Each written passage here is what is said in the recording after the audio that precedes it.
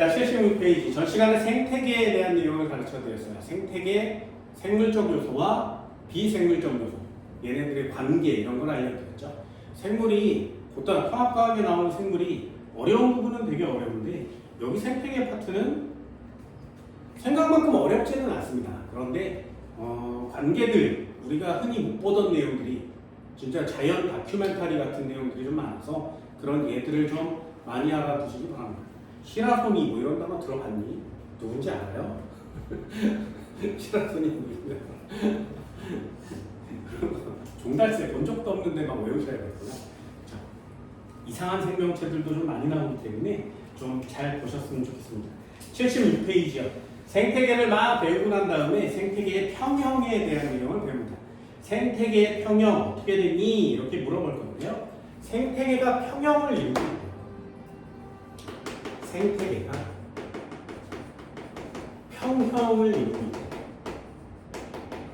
일단 생태계가 평형이 된다는 얘기는 생산자, 소비자, 분해자 이런 동물도 식물도 동물들도 각각 이렇게 영향을 미친단 말이죠. 그런데 이렇게 동물이 또 동물을 먹고 소비자가 먹고 이렇게 먹는데 어느 중간에 뭔가 빵꾸가 나버리면 얘랑 연결할 수가 없죠. 갑자기 초식동물이 다 멸종해버리면 육식동물이 풀을 뜯어먹기에 진화하지는 않을 거 아니에요. 그죠? 그래서 이 중간에 이렇게 빵꾸가 나면 생태계의 평형이 파괴됩니다. 그러면 이걸 고치기 위해서 애쓰겠죠. 자연계는 스스로 자정 능력 같은 것들이 있어서 이 녀석이 줄어들면 얘를 죽여서 개체수를 낮춰요. 그럼 얘가 너무 많아지면 얘가 줄어들 거 아니겠니? 다 뜯어먹으니까. 그렇다면 얘네들을 늘려서 또 얘를 줄입니다. 그 자연계에는 각각의 생물들의 개체수 생물량들이 일정하게 잘 균형 맞게 유지가 되고 있는 거예요. 그런데 이 생태계의 평형을 파괴하는 누군가가 생긴 거지. 예를 들면 인간 같은 애가 생긴 거예요. 그럼 인간이 태어나자마자 지구에 존재하자마자 이 생태계의 평형이 위험에 빠진 거니? 그건 아니란 말이죠. 인간에 의해서 이 동물을 직접적으로 식물을 직접적으로 파괴하는 경우도 있지만 얘가 내뱉은 환경 때문에 이 환경이 오염되니까 못 살겠어 그러면서 죽는 경우도 생기지 않겠니? 그래서 생태계의 평형은 각 생물들의 종의 양적 관계에 해당하기도 하고요. 이 환경의 영향을 받아서 생물체들이 어떻게 변해가는지에 대한 것도 배워요. 그런데 자연계는 항상 균형을 이루고 지구 전체가 시스템으로 돌아가는 건데 거기에 누군가가 나타나는 거죠. 그 누군가가 이 환경을 생각보다 많이 아주 빠르게 파괴하고 있는 겁니다. 그래서 이런 것들 때문에 얘네들이 좀 위태위태해지는 거죠. 동물종도 식물종도 마구마구 멸종해가고 있거든요. 좀 안타깝기도 합니다. 그러면 인간이라는 애가 환경을 파괴하면서 동물, 식물 이런 것들에 영향을 미쳐서 생태계와 평형이 파괴가 된다면 그런 인간은 그 생태계 평형을 파괴하는 짓을 좀 늦추거나 아니면 좀 파괴에 영향을 덜 주거나 이런 방향을 인간들이 스스로 찾아내야 되겠죠. 그 찾아내는 방법들을 그냥 역시 또 다큐멘터리처럼 배우게 돼요. 역시 시험에 나오는 문장들은 좀 다른 관계들이 있습니다. 그거에 대한 포인트를 맞춰드릴 거고요. 오늘도 첫 번째 타임은 그냥 간단히 봅니다. 내용은 굉장히 많습니다. 다른 건 한 장이면 내용이 끝나는데 얘는 한 장, 두 장 정도가 돼요. 그래서 내용은 정말 많은 내용인데 해야 되는 내용은 그다음 많이 없습니다. 아래쪽에 3번이요. 생태 피라미드. 요거 별표 하나예요.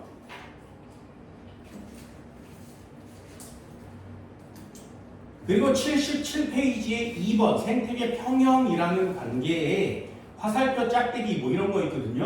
요 그림이 시험에 잘 나옵니다. 그래서 요 그림에 별표 하나 쳐주시기 바랍니다. 그리고 뒤쪽에 보시면 78페이지에 생태계 평형이 회복되는 과정, 그래서 피라미드가 되게 여러 개가 나와요. 요 순서를 좀 잘 보셔야 됩니다. 그래서 요거 별표 2개짜리입니다.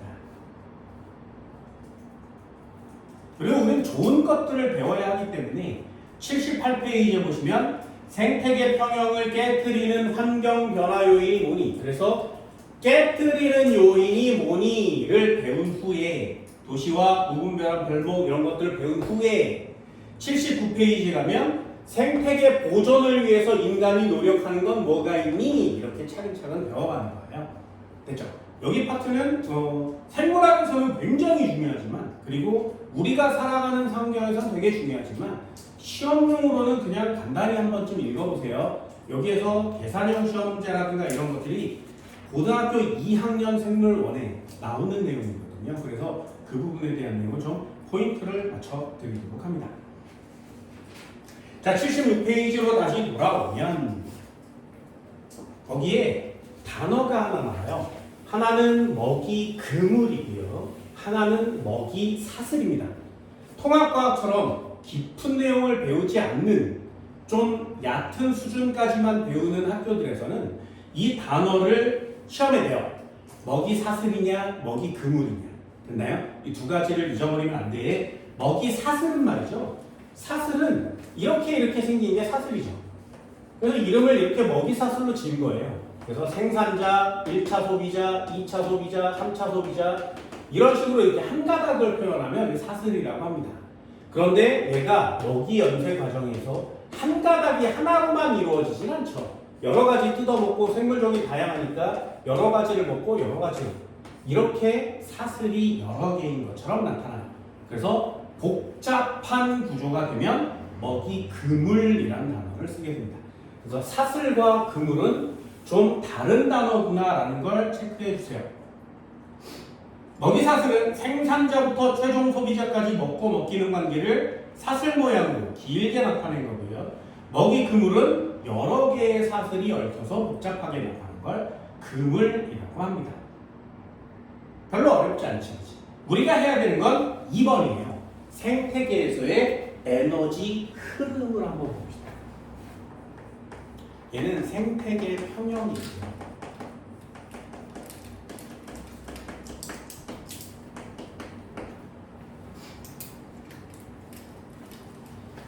1번.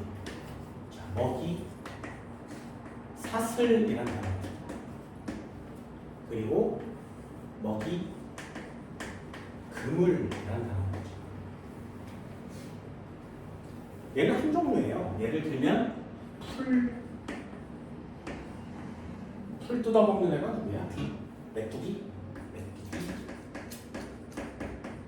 그럼 메뚜기를 개구리가 먹죠. 그럼 얘를 뱀이 먹습니다. 이런 식으로 표시되어 있으면 이걸 먹이 사슬이라고 합니다.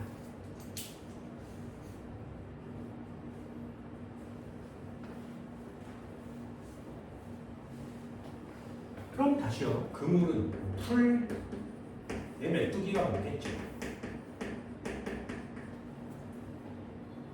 그럼 풀을 또 다른 애들도 먹을 거 아니에요? 예를 들어서 뭐 쥐 같은 애들이 뜯어먹어요.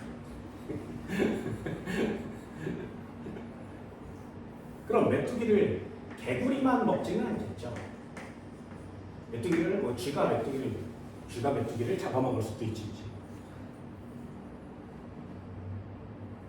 됐나요? 그럼 쥐를 먹는 애가 뭐 뱀이라고 하면 뱀은 개구리도 잡아먹겠죠. 그럼 얘는 여우도 잡아먹고 뭐 이렇게 독수리도 잡아먹겠다. 그럼 얘가 이렇게 해서 사람도 잡아먹겠다. 사람을 잡아먹으면 좀 이상한가? 근데 좀 복잡한 거 맞지, 그치? 그냥 대충 될 거예요. 그래서 먹이 사슬은 그냥 단순 이렇게 표시하고요. 먹이 그물은 사슬을 여러 개 그린 거니까 복잡 이렇게 표시합니다. 중요한 건 먹이 사슬 형태가 되면 안 되고요. 먹이 그물 형태가 됐을 때에 이 그물이 복잡할수록 생태계는 안정된 상태가 됩니다.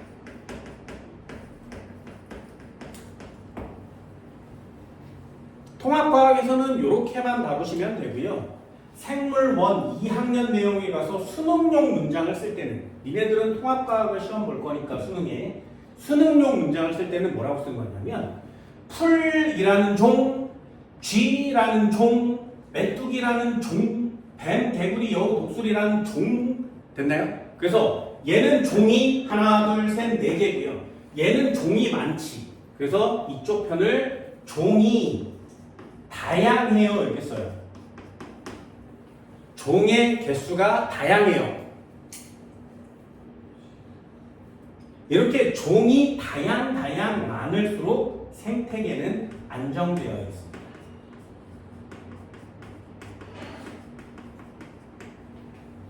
종이 다양할수록 생태계는 안정 이렇게 표시하는 게 요게 생물 단어예요. 생물 단어. 그래서 생물 시험용 문장은 종이 다양할수록 생태계는 안정되어 있다.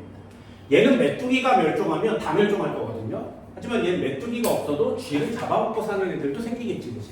그래서 생물이 좀 오랫동안 유지될 수가 있는 겁니다. 먹이 구물의 포인트를 좀 맞춰주시고요. 두 번째도 한번 해볼까요? 여기서는 중요합니다.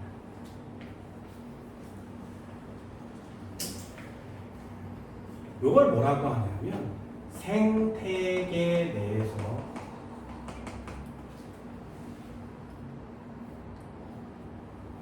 에너지의 흐름이라고 합니다. 생태계 내의 에너지의 흐름. 그리고 요거에 연관되는 문제가 뭐냐면 물질의 순환이라는 거예요. 잘 보세요. 이게 되게 까다로운 부분이기도 한데 그냥 상식적으로 생각하시면 돼요. 예를 들면 생산자를 먹었어. 1차 소비자가 먹었어. 2차 소비자. 그럼 생산자의 몸의 일부분이 뜯어 먹혀서 1차 소비자 몸 안으로 들어가겠죠. 1차 소비자를 뜯어 먹으면 2차 소비자 몸 안으로 1차 소비자의 물질이 들어갈 거예요. 그럼 물질이라고 하는 애는 이렇게 가서 2차 소비자에서 멈추니? 아니요.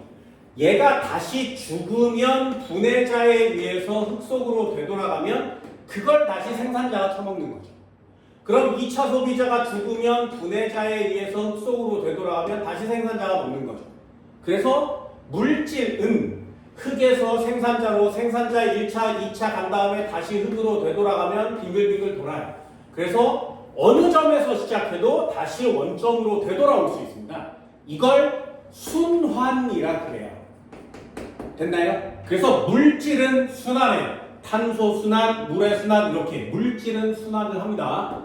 하지만 에너지는 말이야. 생산자에서 1차 소비자에서 2차 소비자로 갔을 때 생산자의 에너지는 말이죠. 어디서 오는 거야? 태양에서 오는 거 맞지? 태양에서 태양 에너지를 생산자가 먹어요. 그럼 이 녀석의 에너지를 1차 소비자가 먹는 거고요. 얘 에너지를 2차 소비자가 먹습니다. 그럼 나보세요. 막 밥을 뜯어 먹어서 내는 2차 소비자, 최종 소비자가 돼서 에너지를 뜯어 먹어서 에너지를 만든 거 맞지? 그럼 내가 이 에너지를 순환시키려면 원점으로 되돌려줘야 돼요. 그럼 이 1차 소비자, 2차 소비자 생산자가 가진 에너지를 태양한테 되돌려줘야 돼요. 됐나요? 그래야 빙글빙글 돌 수 있는 거지, 그치? 그런데 니네들도 마찬가지. 태양한테 내 에너지를 되돌려 준 적이 없단 말이죠. 그래서 에너지는 순환이란 단어를 쓰지 않습니다. 에너지는 흐름이란 단어를 쓰는 거예요. 됐나요? 에너지는 순환하지 않습니다.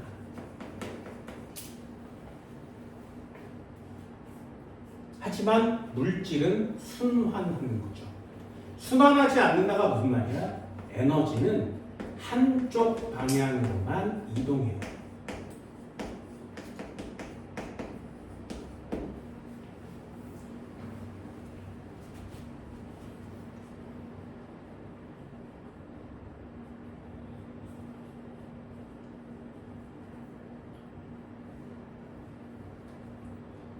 이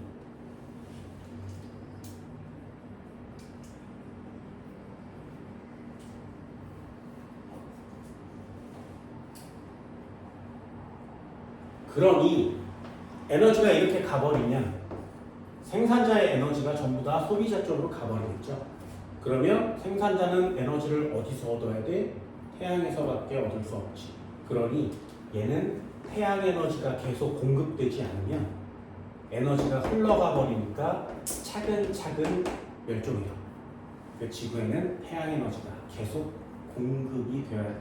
그게 통합과학 내용이에요. 그래서 태양 에너지는 계속 공급이 되어야 합니다.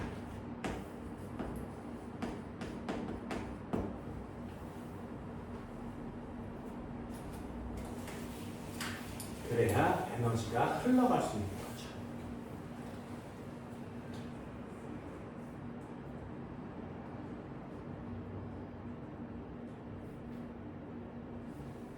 그럼 에너지도 한번 해볼까요?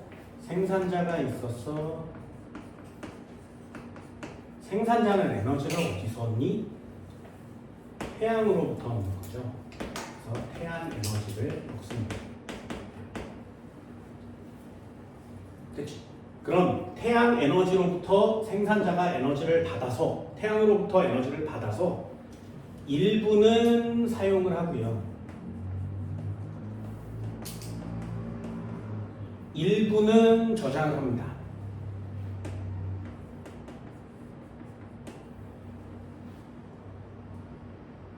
그리고 나머지는 버려요.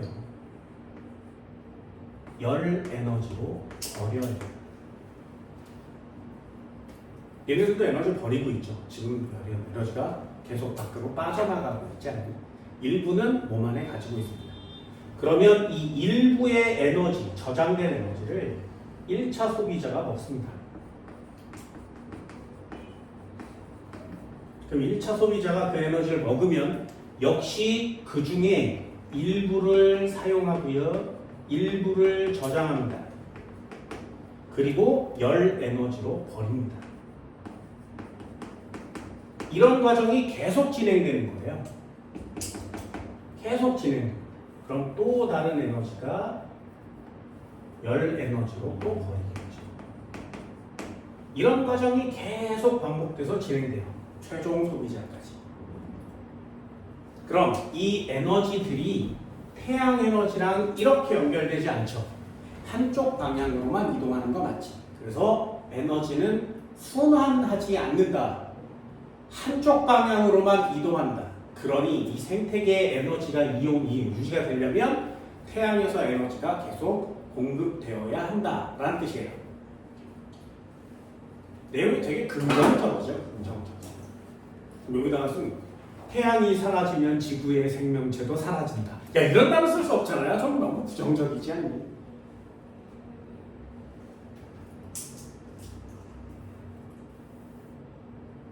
이 태양은 정말 대단한 녀석이죠.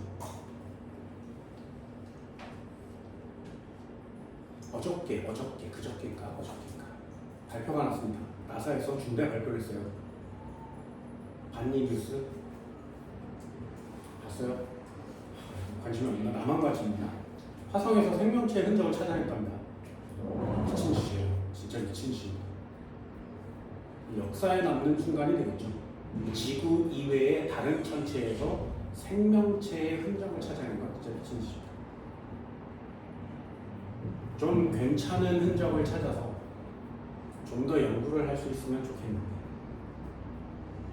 인간들이 참 대단하죠. 화성에서 드론을 띄우는, 화성에서 헬리콥터를 띄우는 이런 인간들, 대단한 인간들. 그런 면에서는 나는 이 생태계의 생물들도 진짜 미치도록 진화했다고 생각하거든요. 정말 엄청난 일입니다. 볼 때마다 신기해요. 생태계의 생물체들은 볼 때마다 신기해요. 3번. 요거 별표 한번 줘. 우리 이거 하려고 하는 건 뭐야? 그걸 뭐라고 하냐면 생태 피라미드라.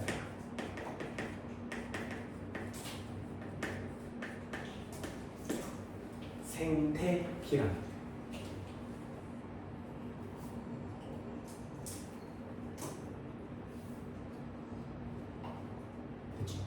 그래서 생태 피라미드를 그릴 건데 우리가 그릴 때 생태 피라미드에는 분해자는 표시하지 않습니다. 분해자는 표시하지 않아요. 생태 피라미드를 그릴 때 분해자는 표시하지 않아요. 예를 들면 지구상에 풀이 많을까요? 동물이 많을까요? 식물이 많을까요? 동물이 많을까요? 식물이 많아, 동물이 많아. 니네 잔디밭 가본 적 있어? 가본 적 있어요? 거기에 잔디 몇 뿌린지 세본 적 있어요? 이거 세본 적 있어요? 없어? 없어? 그러면 남산 이런 산에 올라가서 설악산 이런 산에 가서 나무 몇 뿌린지 세본 적 있어요? 없어? 그럼 콩나물 1,000원어치 사면 콩나물 몇 뿌리 주는지 아니? 우리 이런 걸 써본 적이 없어요. 왜? 너무 많으니까. 그래서 니네 네잎클로버 주워본 적 있어요? 그럼 클로버를 찾아본 적은 있니? 거기 클로버 몇 개 있어요? 우리 이런 걸 세본 적이 없어. 그치? 지구상에서 가장 많은 생명체를 꼽아라 그러면 인간들은 분해자를 제외할 거니까 미생물은 제외합니다. 미생물 얼마나 있는지 아직 인간들도 몰라요. 우리 내가 미생물학과를 나왔는데 대학교 1학년 이렇게 딱 들어왔어요. 그래서 이렇게 앉아있는데 교수님이 처음 들어올 거 아니야?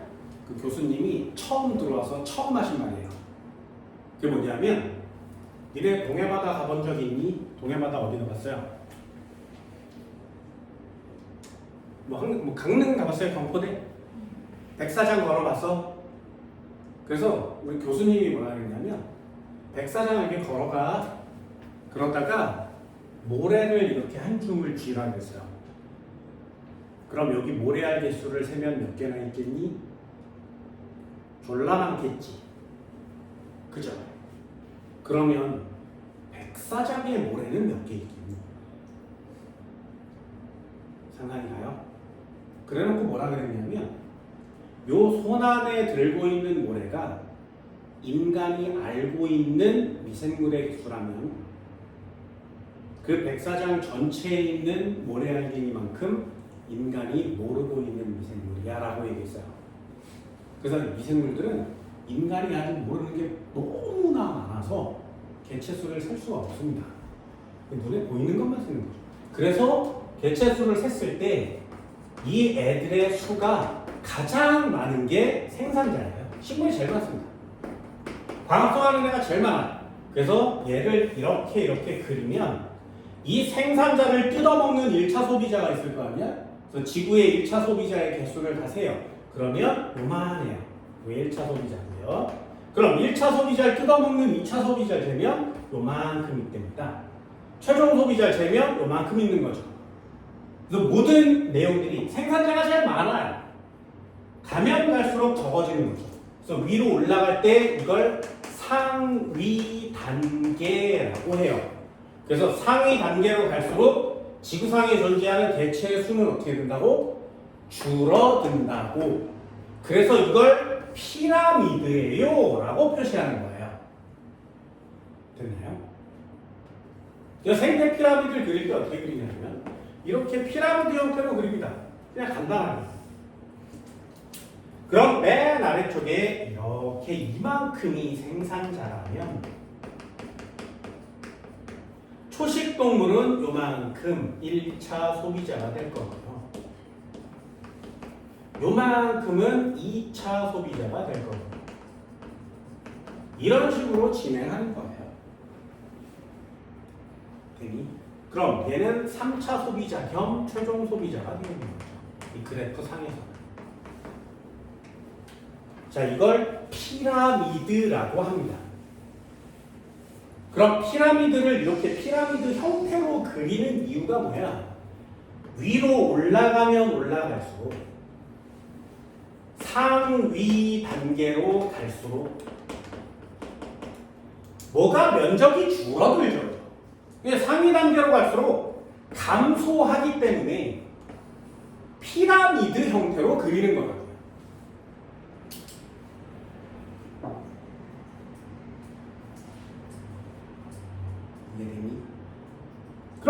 뭐가 줄어드는 것이냐 중요합니다.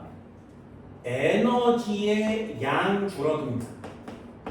생산자가 가진 에너지가 이만큼이면 1차 소비자가 가진 에너지는 요만큼, 2차 소비자가 가진 에너지는 좀 더 작고요. 3차 소비자가 가지고 있는 에너지의 양은 점점 감소해요. 됐나요? 왜? 생산자는 태양 에너지로부터 공급을 받으니까 에너지가 무한 많겠죠. 이해됐지? 두 번째, 아까 지구상에 제일 많은 애가 누구라고 했어? 생산자라고 했습니다. 됐나요? 그래서 그걸 뭐라고 하냐면 개체수라고 합니다. 개체수.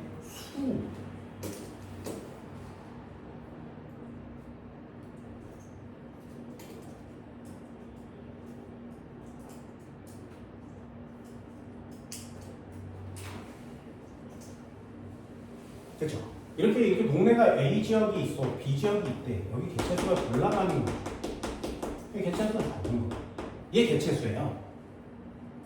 그러면 여기 있는 애들을 다 모아서 몸무게를 다는 거야.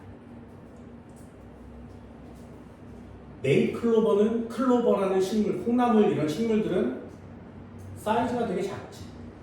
하나로 따지면 가벼울 거 아니에요. 코끼리는 졸라 무겁죠. 하나로 따지면. 그럼 개체수가 되게 많은데 그 녀석을 다 꺼내다가 몸무게를 재는 거예요. 하나를 몸무게를 재는 게 아니라 종끼리 몸무게를 잽니다. 그 종끼리 잰 몸무게를 뭐라고 하냐면 생체량이라고 해요.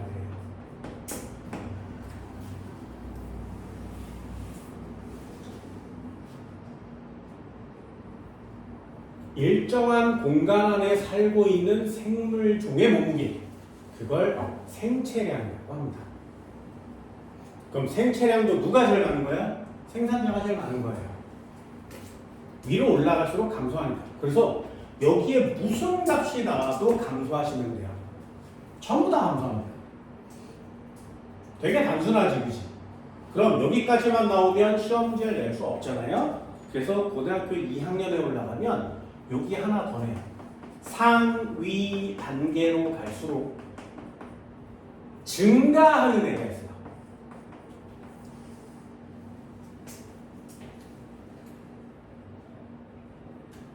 통합과학에서는 이걸 잘 배우지 않습니다. 상위 영양 단계로 갈수록 증가해요. 그러면 생산자가 가장 적은 양을 갖고 있고요. 1차 소비자는 좀 더 큰 양을, 2차 소비자는 좀 더 많은 양을, 3차 소비자는 제일 많은 양을 가지겠지, 그치? 그럼 얘는 피라미드가 거꾸로 그려지지 않겠니? 그래서 얘를 생태 피라미드라고 하지 않아요. 얘는 피라미드가 뒤집어져 있는 현상입니다. 그래서 생태 피라미드는 여기 노란색으로 표시된 내용이고요. 시험 문제는 여기서 출제가 됩니다. 고등학교 1학년 때는 이걸 잘 가르쳐 주지 않아요. 그런데 생물학을 진짜 중요시 여기는 사람은 이걸 가르쳐 줍니다. 그럼 증가하는 건 무엇이냐? 예를 들어서 니네들도 잘 보세요. 태양에서 에너지가 계속 오는 생산자 입장에서는 얘가 에너지를 막 낭비해도 에너지가 계속 온다면 아껴 쓰겠니? 됐어? 얘네들 보세요. 매일 한 달에 용돈을 100만 원씩 줄 거야. 아껴 쓸 거야? 아껴 쓸 거야? 뭐 아껴 쓰 매일 1억씩 줄 거야. 아껴 쓸 거야? 야, 1억을 하루 만에 다 쓰기도 어렵겠다, 그치? 보세요. 생산자 입장에선 그래요. 태양으로부터 에너지가 계속 오니까 에너지를 아껴 쓸 필요가 없는 거죠. 그런데 3차 소비자 위로 올라갈수록 자신이 갖고 있는 에너지량이 적어요. 북극곰 보세요. 먹이를 먹으려고 막 북극을 다 돌아다니죠. 그래서 막 돌아다니다가 뭔가 하나 있으면 그거 처먹고 오랫동안 버티는 거잖아요. 그러니 에너지를 섭취할 기회가 적다면 그 섭취한 에너지를 매우 소중하게 써야 되잖아.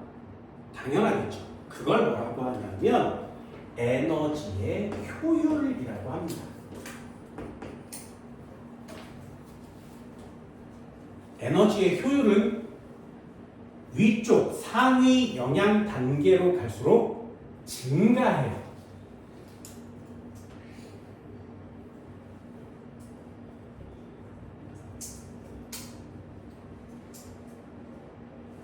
요거는 나중에 고등학교 2학년 때 써먹으시면 되는데 에너지 효율은 어떻게 구하는 것이냐? 전 단계의 에너지 양에다가 지금 현재 단계의 에너지 양을 넣어요. 그리고 곱하기 100을 때리면 이게 에너지의 효율입니다.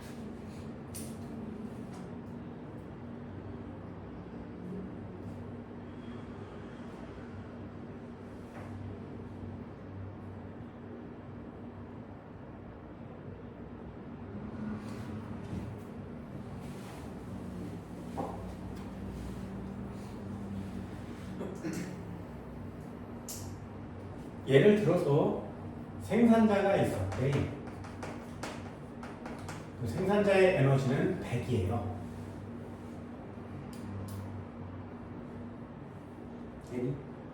그럼 1차 소비자 한번 해볼까? 1차 소비자는 에너지가 20이래요. 그죠? 3차 소비자는, 2차 소비자는 에너지가 10이래요. 한 번만 더요. 3차 소비자는 에너지가 8이래요. 어때요? 에너지가 점점점 작아지는 거 맞지? 그래서 에너지의 양은 감소합니다. 됐나요? 그럼 에너지의 효율은 얼마냐? 얘 태양에서 와볼게요. 예를 들어서 한 10,000 정도 와볼까요? 태양 에너지가 10,000이에요. 그럼 생산자의 에너지는 100이지만 생산자의 에너지의 효율은 얼마니? 이렇게 물어보면 어떻게 한다고? 전 단계에서 현 단계에서 곱하기 100을 때리는 거예요. 그럼 생산자의 전 단계는 태양 에너지 맞지? 그래서 여기다가 10,000을 넣고요. 지금 자기가 가진 양 100을 넣고 곱하기 100을 때리는 거야. 이렇게. 됐나요? 그럼 얘는 이렇게 약분치고 이렇게 약분치면 약 1% 정도 되는 거 맞지? 그럼 1차 소비자의 에너지는 20이지만 효율은 얼마니? 그러면 전 단계를 분모에다 넣고요. 현 단계를 분자에다 넣고 곱하기 100을 때리는 거야.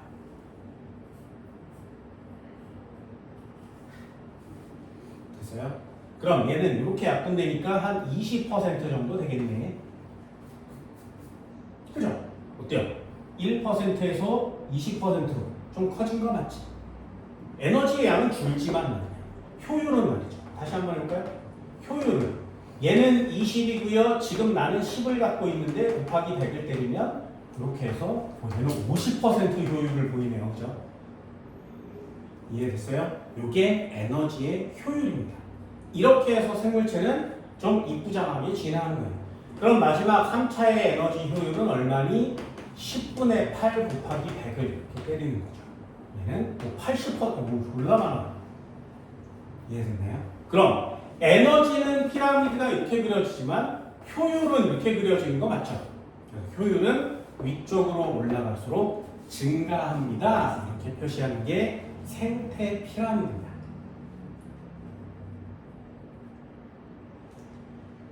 고등학교 1학년 때는 이 효율은 잘 가르쳐주지 않아요. 그래서 이 효율은 심화과정처럼 2학년에 써먹으세요. 이렇게 가르쳐주는 거고요. 학교 선생들 중에 이걸 2학년 내용으로 가르쳐주는 사람이 있다면 효율도 간단하게 한 번쯤 볼 수 있도록 합니다. 이게 고등학교 2학년 내용이니까 이게 수능 문제가 되겠네요.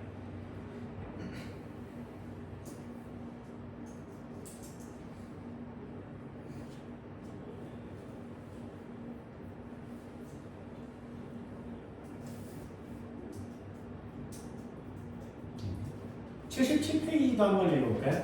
먹이 관계와 개체군의 개체수 변동 이렇게 써있어요. 군집을 구성하는 개체군 사이의 먹이 관계는 각 개체군의 개체수에 영향을 미친다. 여기에 단어가 있습니다. 포식이라는 애가 있고요. 피식이라는 애가 있어요. 포식, 피식. 누가 먹는 애? 누가 먹는 애? 누가 먹히는 애? 되니? 요게 잡아먹는 애. 피식, 요게 먹히는 애. 됐어요? 토끼, 포식이야, 피식이야? 관계라 보니까 토끼와 여우. 누가 포식이니? 토끼가 여우를 뜯어먹진 않을 거 아니겠니? 뭐 먹을 수도 있겠지만 이렇게 보면 그건 뭐 생각하기 어긋나요. 토끼를 피식에다 넣는 거고요. 여우를 포식에다 넣는 거 맞지? 이해되니? 자, 질문 한번 해볼까요? 잘 보세요. 굉장히 어려워요. 잘 봐. 토끼가 있었어. 여우가 있었어. 얘네들이 평형을 이루려면 개체수가 거의 비슷비슷해야 되죠. 그죠? 그래서 얘가 1000마리가 있으면 얘는 10마리가 있어야 생태계가 잘 유지가 된대. 되니? 이해돼서? 그럼 한 번만 더 해볼게요. 토끼가 갑자기 10,000마리가 된 거야. 그럼 여우는 숫자가 늘어나겠니? 줄어들겠니? 이 녀석의 숫자가 증가하면 여우의 숫자는 어떻게 돼요? 먹이가 많아졌지. 그러면 얘도 증가하죠. 됐어? 이해되니? 토끼가 많아지면 그거에 따라서 여우도 많아진다. 그럼 여우가 많아지면 토끼를 졸라 많이 잡아먹겠지. 그럼 결국에 토끼의 수는 다시 감소할 거 아니겠니? 그럼 토끼가 감소했으니까 먹는 애가 점점점 줄어들어야 되죠. 그래서 다시 감소해요. 됐어요? 그럼 얘가 감소하면 다시 증가하겠지. 그럼 감소하고요. 증가하면 감소하고 감소하면 감소하고 다시 증가하면 계속 반복하는 거예요. 그래서 개체수가 일정 유지되는 거예요. 신기하지?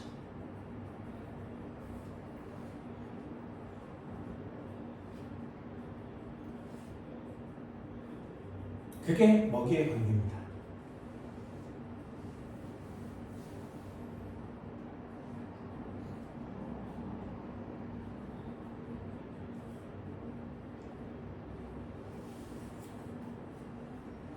이해됐어요? 별로 어렵지 않지, 그치? 그래서 이거 한번 써볼까? 피식, 포식과의 관계 EX 포식, 피식 책에는 스라손이라는 애가 그냥 토끼 여우 하면 안 돼. 토끼 여우 하면 되는데 단어가 스라손이 본 적은 있니? 스라손이? 나 때는 되게 유명했거든요. 니네 때는 별로 유명하지 않았다. 나 때는 말이야 드라마가 한 편 하면 시즌 1, 시즌 2 요즘은 그렇게 나오잖아요. 나 때는 말이야 대하 드라마라 그래서 드라마가 일주일에 한 번 했어요. 근데 50편, 60편씩 했어. 1년 동안 매주 일요일날 그 드라마를 보는 거예요. 장난 아니지, 그치? 1년 동안 쳐다보는 거 이렇게. 그 드라마가 굉장히 길었거든요. 그래서 이게 대하 드라마예요. 거기에 김두한이 나오는 우리나라 그 예전에 광복을 맞고 우리나라 초창기 때 싸움 졸라 잘하는 사람이 있어서 그 싸움을 졸라 잘하는 김두한이라는 사람이 종로를 먹었거든요. 그런 얘기예요. 근데 거기에 김두한을 이길 수 있는 한 싸움 졸라 잘하는 조선인이 나와. 그 조선인이 이름이 시라손이에요. 실제 이름은 시라손이가 아니지만 시라손이라고 불립니다. 역사책에도 나오는 엄청난 사람이에요. 이 사람이 얼마나 엄청난 사람이냐면 깡패들이 와서 막 자기를 둘러싸잖아? 그러면 제자리에서 붕 하고 하늘로 날아서 발차기를 17번을 한대요. 그리고 땅에 딱 내려앉으면 다 쓰러져 있는 거야. 그래서 이 사람 때문에 그 항상 농담처럼 얘기하는 거 있잖아요. 17대 1. 그게 이 사람 때문에 하고 왜 하필이면 싸우면 17대 1이냐고 왜? 이 사람 때문에 하는 거야. 그래서 나 때는 실화 소리가 되게 유명하거든요. 여러분들은 잘 모를 수도 있어요. 됐나요? 이 여우, 뭐 고양이, 토끼, 뭐 이런 거, 삭 이런 것들의 개념입니다. 눈신 토끼 들어봤니? 그렇죠? 그냥 토끼예요. 그냥 토끼야.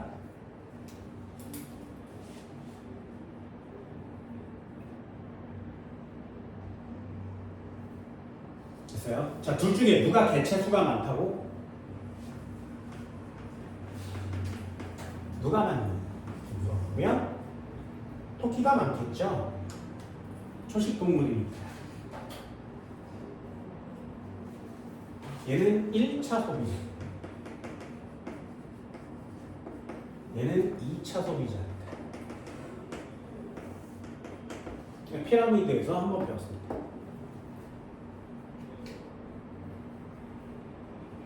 그치? 그래서 그래프를 한번 그려볼게요. 이거 맞추는 방법이 있거든요. 맞추는 방법은 두 가지가 있어요. 시간이 지나면 지날수록 그래프가 그려지는데 하나는 올라갔다 내려왔다 올라갔다 내려왔다 이런 식으로 변해요. 그치? 또 하나는 올라가 내려왔다 다시 따라서 올라갔다가 내려가면 내려갔다가 올라가면 다시 올라갔다가 내려가면 다시 내려갔다가 이런 식으로 먹습니다. 얘는 이렇게 해서 파동 에너지처럼 그리는 거죠. 자, 노란 거와 빨간 거 중에 누가 토끼니? 됐나요? 맞추는 방법은 두 가지. Y축이 개체수거든요. 그럼 토끼와 여우 중에 누가 개체수가 많아? 토끼가 많은 거 맞죠? 그러니 그래프가 높은 애가 토끼예요. 그래프가 낮은 애가 여우입니다. 여우, 스라소입니다.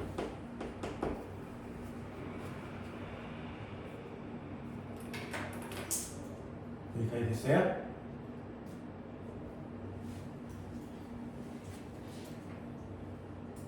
그래서 고등학교 수능에 이 개체수만 보면 누군지 맞추니까 하나는 이렇게 주고요. 상대값으로 하나는 이렇게 줍니다. 근데 개체수가 비슷하지. 그러면 누가 토끼고 누가 여우인지를 알 수가 없어요. 그러면 두 번째 방법을 써야 돼요. 그게 뭐냐면 자연계에서 토끼와 스라소지 중에 누가 더 개체수가 많아질 수 있을까요? 가 시험 문제예요. 그러면 토끼가 많아지면 잡아먹는 여우가 많아지는 거 맞지? 됐나요? 그래서 1차 소비자가 먼저 증가해요. 그래서 얘 올라가서 많아졌는데 얘는 따라서 올라가고 있죠. 누가 먼저 올라갔어? 하얀 그래프가 먼저 상승하고 있지 않니? 그러면 하얀 그래프 먼저 상승한 애가 토끼입니다.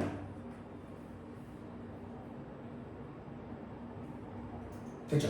그러면 여우가 증가를 해서 여우가 많아지면 토끼를 잡아먹으니까 토끼가 먼저 줄어야 여우가 따라 줄어드는 거 맞지? 됐어요? 그래서 요 순서를 가지고 토끼인지 여우인지를 맞추는 게 수능 시험 문제입니다. 수능은 두 가지 유형이 출제가 될 수 있어요. 하나는 정확한 개체수 그래프를 그려서 니네 교재에 나오는 77페이지의 그림처럼 연두색이 높아 빨간색이 높아 그럼 연두색이 높지. 그럼 연두색이 높은 애가 토끼예요. 됐나요? 근데 이렇게 수능 문제처럼 개체수를 거의 비슷하게 그려주면 먼저 증가한 애가 피식입니다. 먼저 감소한 애가 피식이에요. 그럼 피식의 양에 따라서 포식의 양이 정해지는 거죠. 이해되니? 이게 생태계 그림이 됩니다. 별로 어렵진 않죠, 그죠? 굉장히 쉽지 않나요? 생태계 파트는 생각보다 엄청나게 쉽습니다. 그렇죠? 지구상에서 토끼가 제일 많이 사는 나라 어디야?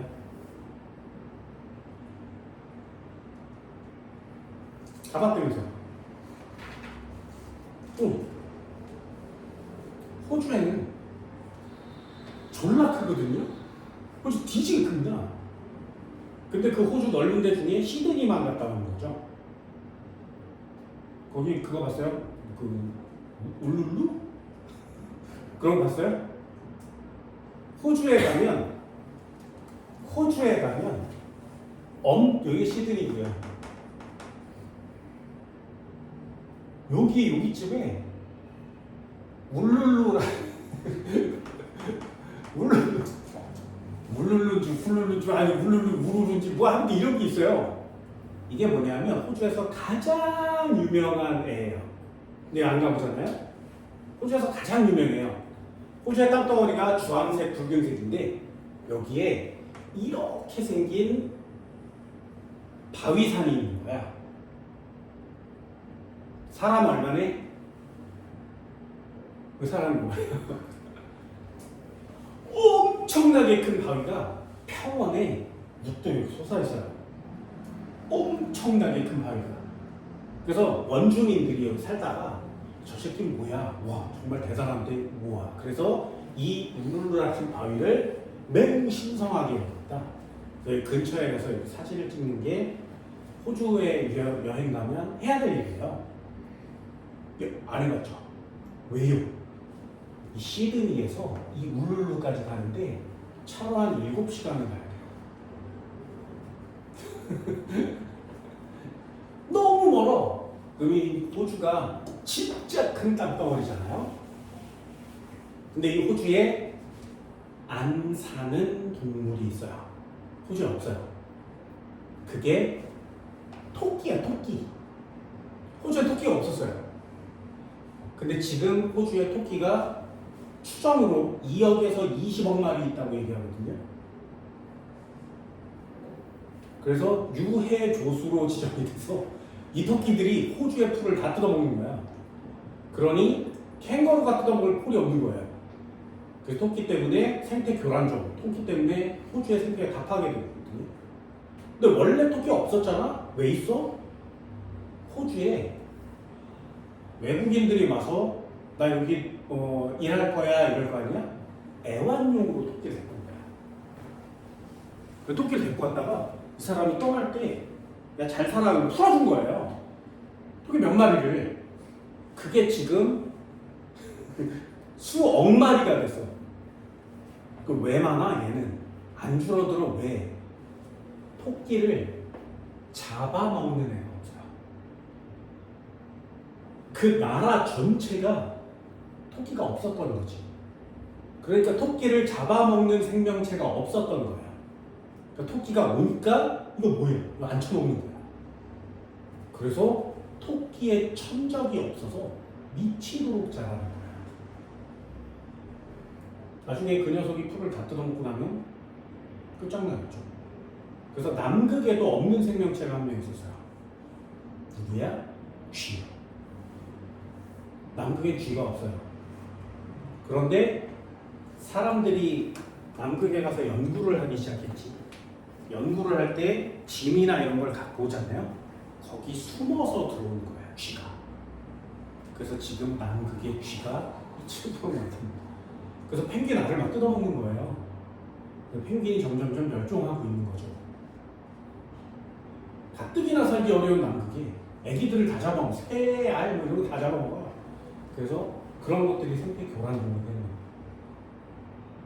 거예요. 잘못 들어오면 끝나는 거 맞죠?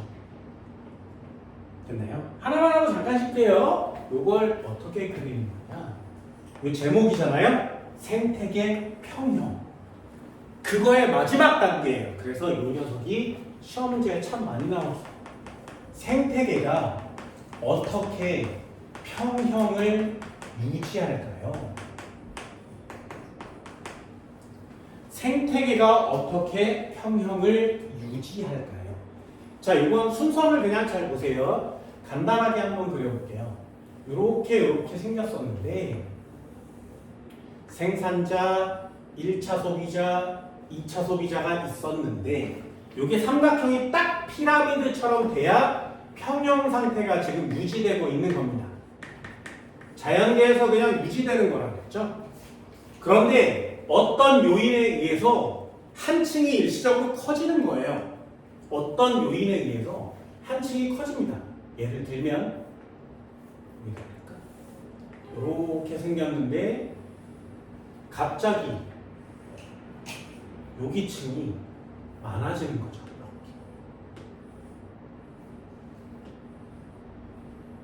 아까 얘기한 것처럼 토끼가 일시적으로 많아졌어요. 이걸 뭐라고 하냐면 어떤 이유에 의해서 일시적으로 요층이 증가하게 됩니다. 네. 그럼 그 다음 삼각형은 어떻게 될까요? 그 다음 삼각형은 원래 이렇게 생겼는데 그 다음은 어떻게 돼요? 요렇게 생겼었는데 요 녀석이 일시적으로 지금 증가한 상태죠. 되니? 그럼 그 다음은 어떻게 돼? 여보세요? 가운데가 많아졌어요? 요 녀석이 증가했어. 그럼 1차 소비자가 증가했으면 생산자의 양은 어떻게 되니? 다 뜯어먹어서 없어지겠죠. 그래서 이 녀석은 이렇게 안쪽으로 들어와서 감소합니다. 그래서 피라미드가 찌그러지게 되는 거예요. 그럼 두 번째요. 이 위에 여우의 수는 어떻게 되겠니? 여우의 수는 토끼가 많아졌으니까 많이 뜯어먹겠죠. 그러니 토끼를 많이 잡아먹어서 증가하게 돼요. 그래서 삼각형이 커집니다. 됐나요? 이걸 이렇게 그리면 좀 이상하고요. 니네 책처럼 이렇게 증가한다고 이렇게 표시하는 거죠. 많아진 거 맞지? 다시 한번 1차 소비자가 증가하면 생산자는 감소하고요. 2차 소비자는 많아져요.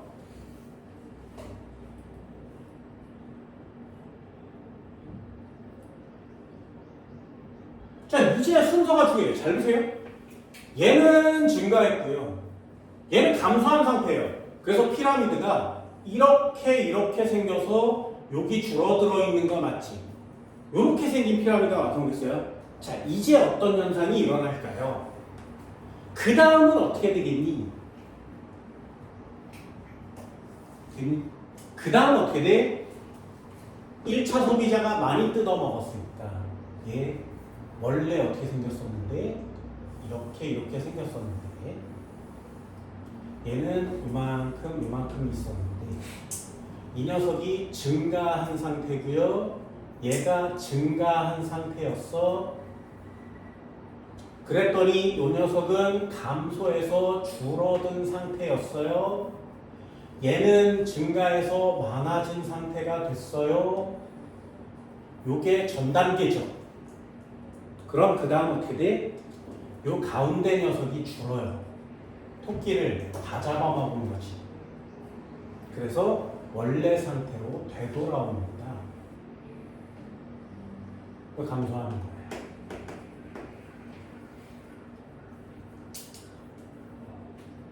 됐나요? 그러면 마지막 단계예요.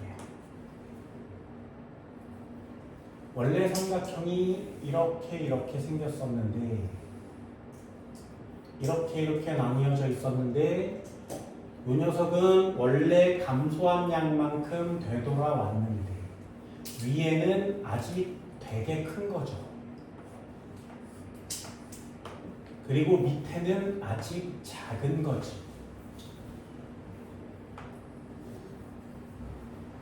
여기가 됐나요? 여기 됐어요? 순서대로 됐어? 다시 한번요. 평형이 이루어져 있었는데 가운데 1차 소비자가 일시적으로 많아지면 1차 소비자가 증가하게 되면 얘요. 생산자는 감소하고 2차 소비자는 증가합니다. 맞지? 왜요? 먹이가 많아지고 뜯어먹는 애가 많아졌으니까. 그럼 3단계로 가면 1차 소비자가 다시 감소해요. 왜? 여우가 토끼를 많이 잡아먹었으니까. 토끼양이 줄어든 거 맞지? 토끼양이 줄어들면 얘 다시 증가하고요. 생산자는 다시 증가합니다. 그럼 토끼양이 줄어들었으니까 2차 소비자는 감소하겠죠. 다시 감소해요.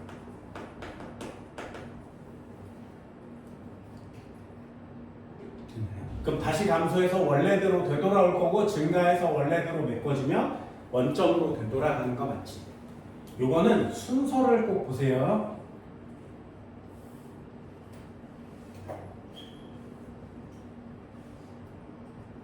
(1차) 소비자가 증가했어? 그럼 생산자는 줄어들 거고요. 2차 소비자는 많아질 거고. 그치? 풀은 줄어들 거고 여우는 많아지겠죠. 토끼가 많아졌으니까. 그래서 여기를 풀, 토끼, 여우라고 이렇게 써놓으면 시험 문제를 더 쉽게 풀 수 있습니다. 그러면 토끼가 많아지고 여우가 많아졌어요. 토끼 입장에서는 뜯어먹을 풀이 없어진 거지. 그리고 여우가 많아졌으니까 막 쫓기겠죠. 그래서 결국에 얘 감소해요. 토끼가 감소합니다. 토끼가 줄어들고 나면 여우가 따라 줄어들겠죠. 생산자는 많아지겠죠. 그래서 원래대로 되돌아가는 거죠. 이게 자연적으로 계속 진행되고 계속 반복되는 현상이에요. 이런 걸 생태계 평형 유지라고 하는 겁니다.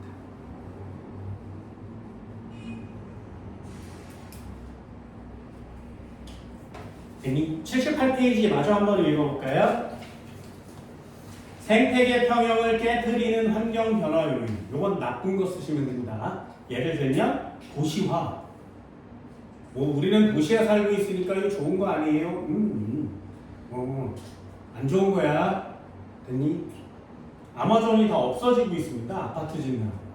그래서 지금 지구의 산소가 조금씩 부족해지고요. 이산화탄소가 조금씩 많이 쌓이고 있죠. 이게 굉장히 위험한 거죠. 무분별한 벌목. 나무를 다 잘라버린답니다. 나무 잘라버리면 생각보다 많이 위험합니다. 그래서 이 종이 나무로 만들잖아요. 그지? 종이를 나무로 만들잖아.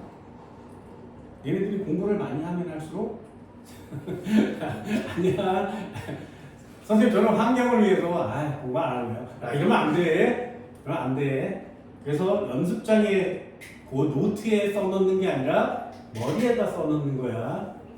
됐니? 경작지 개발 뭐 이런 거 있고요. 수질오염, 대기오염, 인간 때문에 나타나는 현상들이죠. 옆쪽에 보시면 79페이지도 있어요. 인간의 활동에 의해 생태계 평형이 깨진 예 이런 거 있습니다. 대단하지, 그치? 인간 때문에 생태계 평형이 깨져가고 있습니다. 아래쪽에 생태계 보존을 위한 노력이 있거든요. 요건 좋은 거 쓰시면 돼요.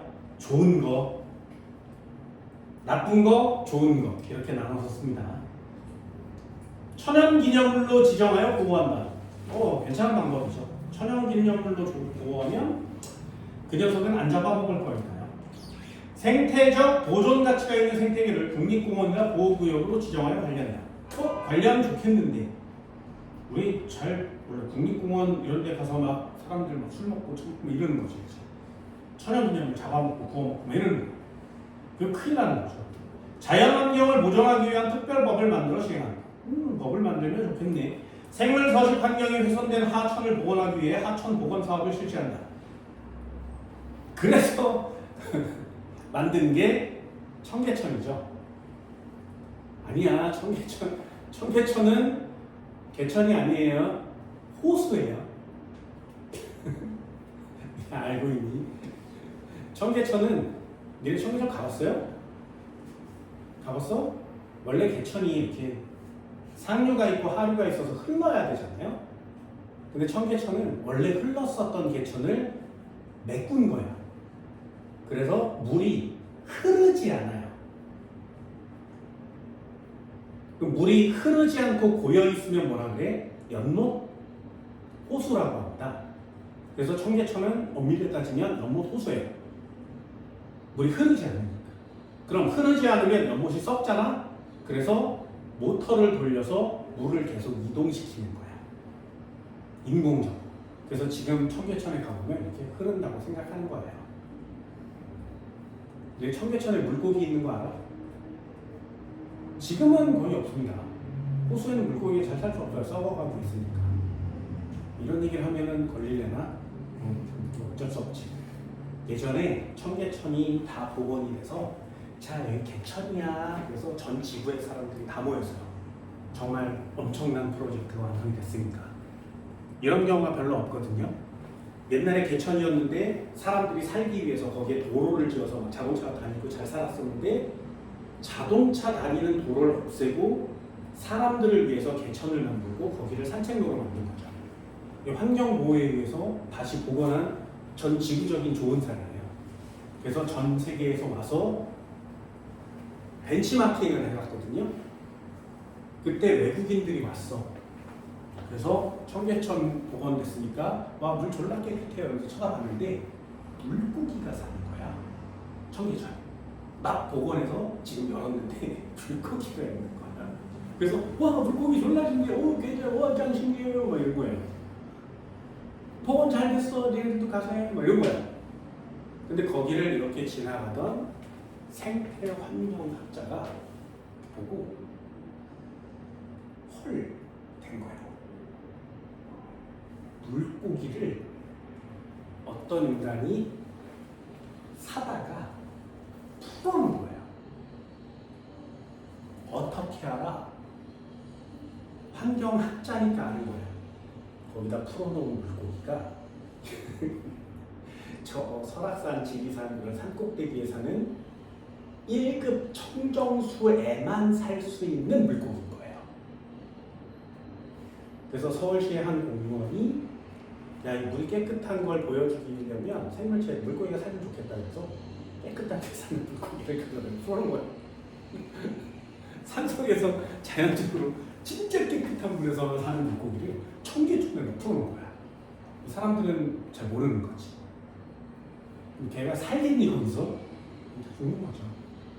예를 들면 청계천 좋아. 인간들 하는 거 돼요. 열섬 현상을 방지하기 위해서 옥상 정원을 설치합니다. 우선 옥상에다가 설치하는 건물들이 많죠.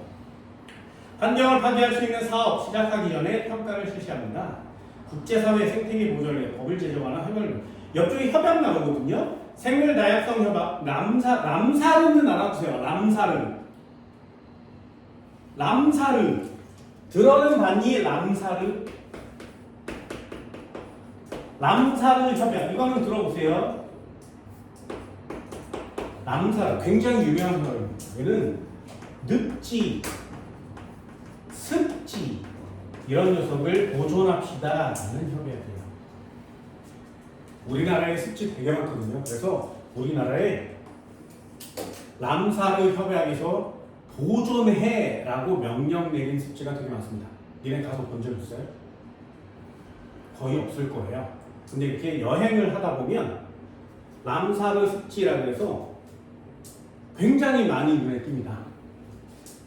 거기 가서 와 람사르 오이씨 와 졸라 유명한데 그래서 내려서 이렇게 보잖아요. 아무것도 없어요.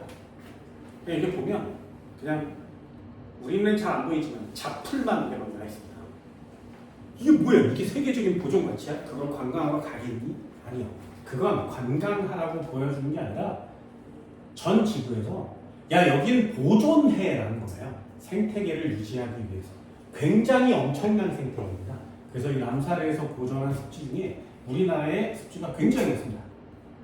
근데 이게 사람들도 안 오고 관심도 없으니까 몰래 메꾸고 아파트를 짓는 거죠.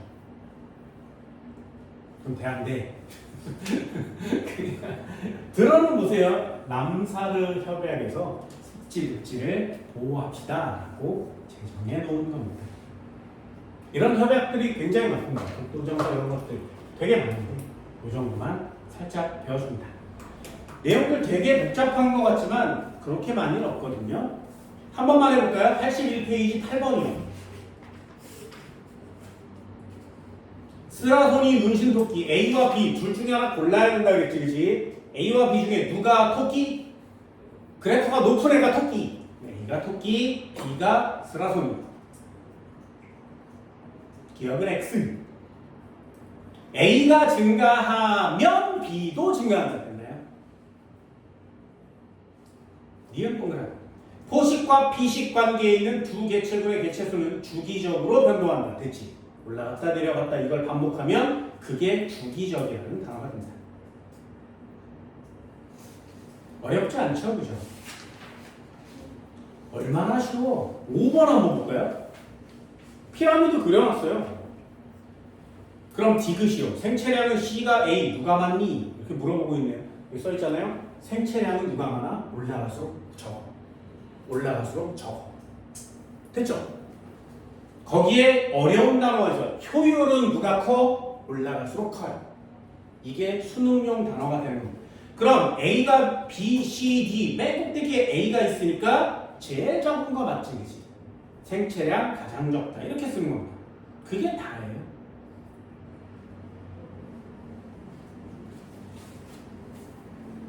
수능 문제형으로 나와 있는 문제들을 접하면 이게 효율이란 단어를 볼 수가 있을 텐데 여기에는 효율이란 단어를 그렇게 엄청나게 다루지는 않습니다.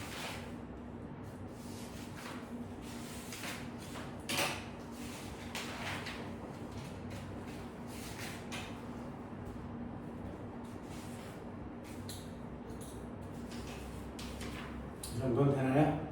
별로 어렵지 않죠, 그죠? 생태계 평형은 그냥 우리가 지켜내야 되고 우리가 해야 될 일이기 때문에 상식적으로 좀 많이 배워주는 것 같아요. 칠판 지울게요. 다시 쳐요.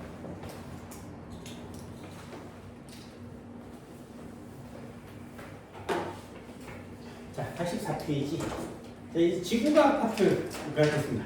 지구과학 파트. 네, 뭐 되게 많은 내용들을 배우셔야 되는데 최근에 생각보다 많은 내용이 사라졌습니다.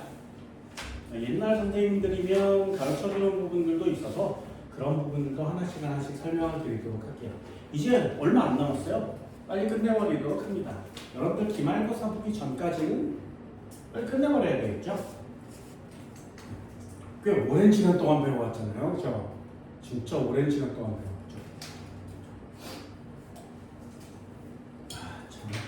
시간도 참 많이 지나가고 있습니다. 빨리빨리 끝내버리고 통합과학도 빨리 끝내버리고 좀 어려운 것도 하고 재밌는 것도 합시다. 뭐 이게 매 시간마다 자연 다큐의 편이죠. 생물을 했다가 지금 막 했다가 뭐 이러니까 그냥 상식처럼 배우는 내용들이 너무 많아요. 자, 84페이지도 한번 볼까요? 여기는 뭘 배우는 것이냐? 지구가 있었는데 생태계의 평형을 이루기 위해서 어떻게 생물종 관계도 있지만 지구라는 녀석 전체에 평형이 유지되는 것도 있습니다. 그걸 뭐라고 하냐면 열수지라 그래요. 지구에 태양이 관계시죠. 지구가 태양으로부터 에너지를 받습니다. 이걸 태양에서 온 복사 에너지라 그래요. 태양 복사 에너지를 받아요. 생산자들이 막 소비자들이 이런 게 생태계고요. 이제는 뭘 배우는 거냐? 태양 복사 에너지를 받았어. 그럼 지구가 점점 뜨거워지겠죠. 그러면 지구가 너무 많이 뜨거워지면 안 되니까 스스로도 열을 버려요. 그래서 열을 방출합니다. 이걸 지구가 방출한 에너지 그래서 지구 복사 에너지라 그래요. 그럼 태양 복사 에너지와 지구 복사 에너지의 관계도 이게 지구 복사 에너지가 너무 적어버리면 태양 에너지가 많이 들어오겠지. 그럼 지구는 따뜻해질 거 아니겠니? 점점 따뜻해집니다. 그럼 태양 복사 에너지와 지구 복사 에너지가 평형을 이루면 딱 받은 양만큼 딱 내버리면 지구는 더 이상 온도가 올라가지도 내려가지도 않겠죠. 딱 그 상태를 유지할 겁니다. 그래서 지구는 복사가 태양 복사 에너지는 지구 복사 에너지든 평형을 이루어야 합니다. 됐죠? 그럼 지구와 복사가 평형을 이루게 되면 지구의 전체 온도는 지구의 평균 전체 기온은 올라가지도 내려가지도 않겠죠. 그래서 복사가 평형되면 지구의 평균 온도는 일정하게 유지될 겁니다. 여기까지 됐나요? 그런데 지금 지구가 점점 온도가 따뜻해지고 있죠. 그래서 빙하도 녹고 막 이런 현상이 나타나잖아요. 그럼 지구의 온도가 점점 올라간다는 말은 무슨 말이야? 복사 평형이 깨어지고 있어요 라는 뜻이고요. 그럼 들어오는 게 많은 거야? 버리는 게 많은 거야? 들어오는 게 많은 거예요. 됐나요? 그래서 들어오는 게 많고 나가는 게 적으니 복사가 평형돼야 되는데 그게 깨졌어요. 그래서 지구의 온도가 점점 따뜻해지고 있어요. 됐나요? 그럼 들어오는 애는 들어오는데 나가는 애를 못 나가게 하는 거, 그게 뭐냐면 여기에 차려져 있는 기체 때문에 그렇습니다. 그럼 이 녀석이 막아주기 때문에 나가는 양을 줄이게 되는 거예요. 한 번만 더 해볼게요. 잘 봐. 이거 되게 중요합니다. 아이들이 모르는 단어가 있거든요. 그게 뭐냐면 온실 효과라는 단어예요. 또 하나는 지구 온난화라는 단어입니다. 이 두 가지 단어는 생각보다 굉장히 많이 중요합니다. 까다로워요. 무슨 뜻이냐면 온실 효과가 뭐냐? 따뜻해지는 현상이에요. 지구 온난화가 뭐냐? 따뜻해지는 현상이에요. 둘 다 지구가 따뜻해지는 현상입니다. 그런데 하나는 되게 좋은 긍정적인 표현이고요. 하나는 굉장히 안 좋은 나쁜 표현이에요. 그러면 온실 효과와 지구 온난화 중에 좀 긍정적인 표현은, 좋은 표현은 무엇이냐? 그게 온실 효과입니다. 그래서 온실 효과는 굉장히 좋은 거예요. 예를 들면 옛날에 지구가 빙하기였어. 그럼 인간들도 생물체들도 살기가 어렵죠. 전부 다 얼음덩어리입니다. 그래서 예전에 지구는 기온이 낮았습니다. 근데 지금은 기온이 굉장히 높아졌어요. 그런데 기온이 높아졌다 그래서 나쁜 건 아니지. 인간 같은 동물이 잘 살 수 있는 환경이 됐으니까. 그래서 따뜻하게 유지가 되고 있었어요. 온실 효과에 의해서. 그런데 이 온실 효과가 엄청나게 커진 거란 말이죠, 갑자기. 그래서 지구의 생태계, 환경을 바꿀 만큼 안 좋은 상태가 되는 거예요. 그걸 지구 온난화라고 합니다. 내용은 비슷하지만 왜 이런 효과들이 나타나는 건지 여러분들이 그런 내용들을 배우는 거예요. 됐나요? 여기서 두 가지를 한번 배워봅니다. 예를 들면 태양 복사 에너지와 지구 복사 에너지라는 단어가 있어요. 그럼 지구가 이렇게 있다면 태양 복사 에너지는 들어오는 거 맞지?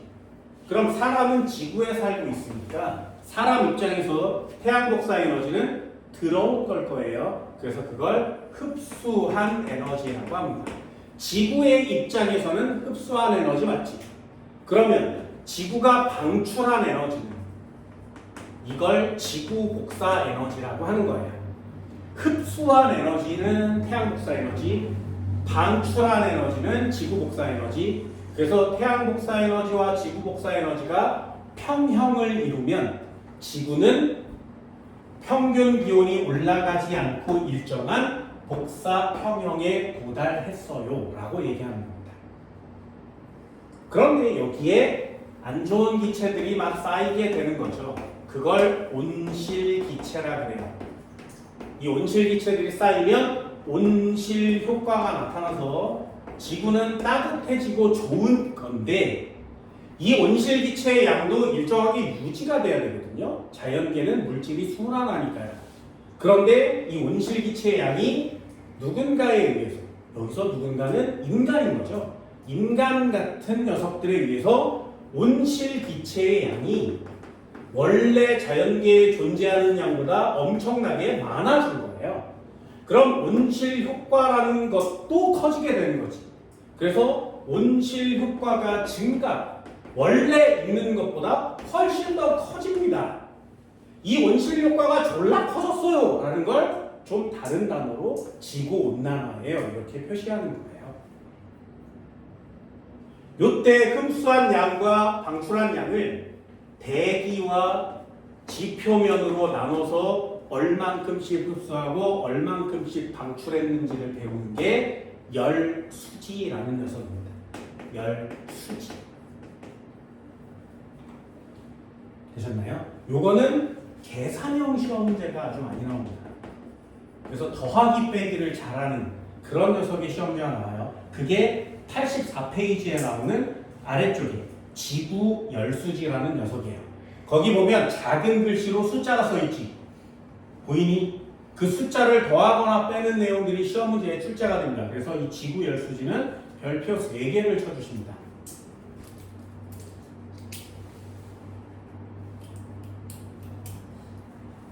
나머지는 그냥 간단하게 읽을 수 있는 내용이거든요. 85페이지를 펼쳐보면 지구 온난화의 원인이 있어요. 화석연료의 사용량 증가, 산림 벌채, 가축 사육 이런 단어들이 있습니다. 이런 것들도 역시 환경 문제처럼 다뤄서 잘 외워주시기 바랍니다. 됐니? 하나만 더 해볼게요. 하나만 더 해봅시다. 여기까지만 하면 내용 정리는 얼추 다 끝납니다. 이거 되게 쉽거든요. 더하기 빼기만 잘하면 돼요. 하나만 더 해볼게요. 지구라는 애가 있었어. 여기 교재에는 없어요. 하나만 설명드릴게요. 이 고등학교 2학년 지구과학이어서 그때 가서 배운다. 여기를 적도라고 합니다. 여기를 극이라 그래요. 그리고 가운데를 중위도라고 합니다. 우리나라가 중위도 지방에 있는 거죠. 됐죠? 질문 한번 해볼까요? 적도 뜨겁니 차갑니? 그럼 극지방은 뜨겁니 차갑니? 됐어요? 이걸 모르는 사람 없어요. 극지방은 빙하가 있으니까 추워요. 추우니까 빙하 있는 거 맞아? 됐지? 그럼 적도지방은 졸라 뜨거워요. 됐어요? 이걸 모르는 인간은 없어요. 그런데 이런 단어를 쓸 수 없는 애들이 많아요. 다시 한번 해볼게요. 극지방은 추워요. 왜 춥니? 이걸 설명하지 못하는 학생들이 되게 많습니다. 적도지방은 더워요. 얘는 왜 덥니? 이걸 설명하는 거예요. 그래서 여기서부터 지구과학은 시작입니다. 왜가 중요한 거거든요. 그러면 극지방은 추워요. 왜 추울까요? 흡수량은 적은데 버리는 양이 많은 거지. 그래서 내가 태양 에너지는 조금 받았는데 버리는 양은 많은 거예요. 그러면 흡수량은 적은데 방출량이 많으니까 지구가 따뜻하지가 않은 거지. 되니? 그래서 극지방이 추운 이유를 설명하세요. 그러면 뭐야? 그냥 추운 거 아니야? 이렇게 쓸 수도 있지만 정확한 과학적 단어는 태양 복사 에너지보다 지구 복사 에너지가 커요. 태양 복사 에너지가 작아요. 됐나요? 그게 과학적 단어예요. 니네들도 오늘이 끝나고 나면 이제 설명할 수 있어야 돼. 그럼 중위도 지방 말고 적도 지방은 왜 덥니? 물어보면 이제 얘기할 수 있어야 되지. 태양 복사 에너지와 지구 복사 에너지 중에 누가 크니까? 태양 복사 에너지가 크니까. 많이 받았는데 조금 내주는 거죠. 됐어요? 그럼 한 번만 더 해볼게요. 극지방은 태양 복사 에너지는 적어요. 지구 복사 에너지는 많아요. 그럼 적도 지방은 태양 복사 에너지는 많고요. 버린 지구 복사 에너지는 적어요. 그럼 극지방도 평형이 안 이루어지고요. 적도 지방도 평형이 안 이루어진 상태지. 그렇다면 여기는 받은 양은 많은데 버린 양은 적어. 그러니 적도 지방에는 에너지가 남아요. 됐나요? 극지방은 받은 양은 적은데 버린 양은 많으니까 극지방은 에너지가 적어요. 부족해요. 그래서 평형을 이루려면 적은 쪽에 있는 많은 쪽에 남는 에너지를 적은 쪽으로 보내줘야 되지. 그럼 적도 지방의 에너지가 극지방으로 계속 이동하고 있는 거 맞죠? 됐어요? 그럼 이 에너지를 이동시켜 주는 N은 누구야? 그게 두 가지가 있습니다.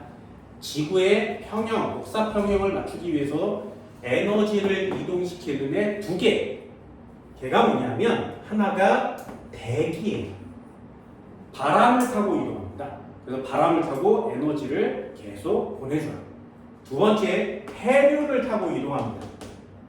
그래서 해류를 타고 에너지가 많은 적도에서 적은 극지방으로 이동하는 거예요. 그래서 대기가 순환하는 것과 해류가 순환하는 것을 지구과학에서 각각 배우게 되는 거죠. 중학교 때 들어봤나요? 뭐 쿠로시오 난류 이런 거 들어봤어요? 그런 것들이 다 왜 흐르는 거야? 에너지를 이동시켜주기 위해서. 근데 편서풍 이런 단어 들어봤니? 왜 부는 거야? 에너지를 이동시켜주기 위해서. 이렇게 두 가지로 나누는 겁니다.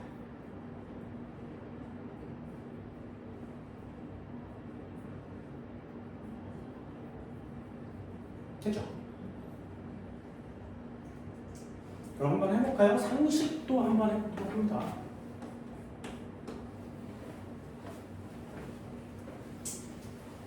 지구 환경 변화와 인간 생활 이렇게 써 있어요.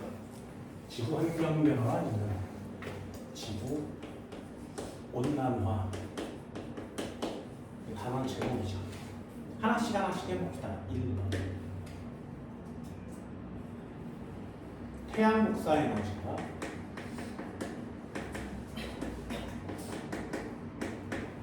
지구 복사 에너지. 태양 복사 에너지는 태양으로부터 온 거고요. 지구가 흡수한 에너지예요. 지구 복사 에너지는 기준이 지구니까 지구가 방출한 에너지. 그렇죠? 이 녀석들이 평형을 이루면 그걸 뭐라고 해?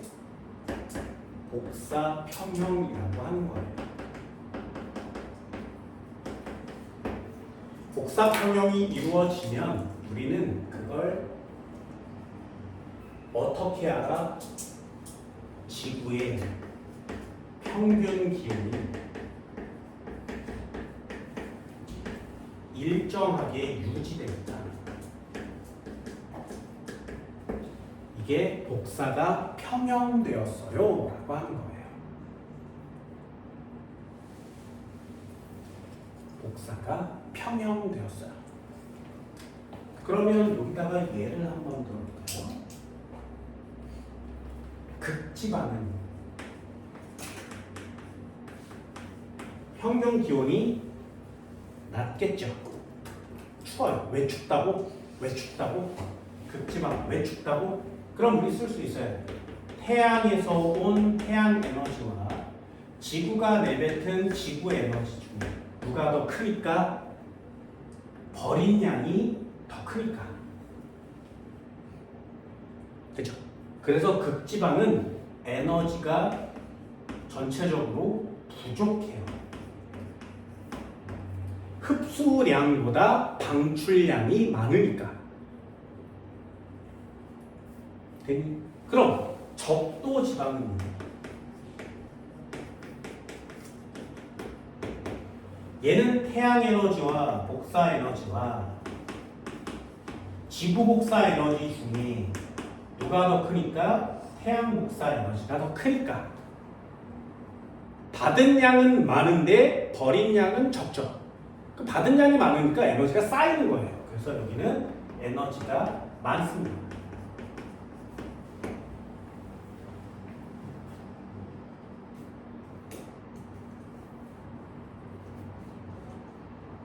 그럼 에너지가 많은 쪽에서 에너지가 적은 쪽으로 에너지를 이동시켜야 되지.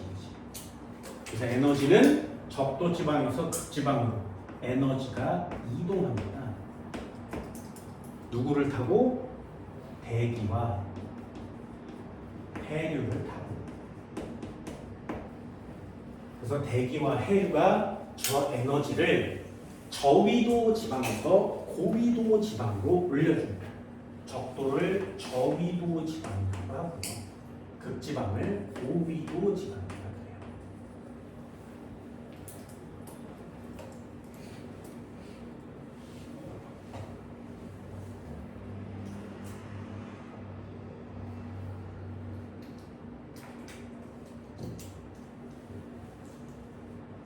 되셨나요?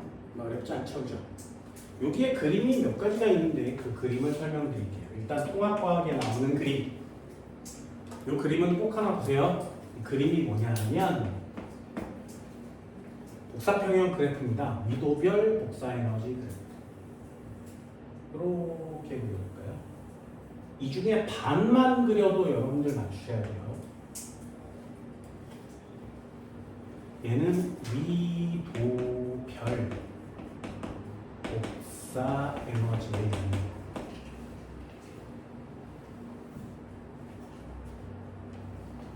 한 가운데는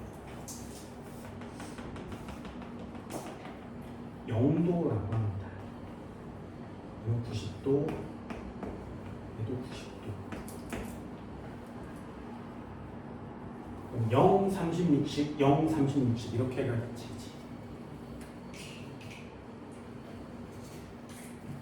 그래서 여기다가 N이라고 쓰면 북쪽으로 90도, S라고 쓰면 남쪽으로 90도. 그 위도가 작으니까 0이 저위도죠. 여기를 우린 다른 말로 적도라고 하는 거고요. N 90도 지점을 북극이라고 합니다. S 90도 지점을 남극이라고 하는 거죠.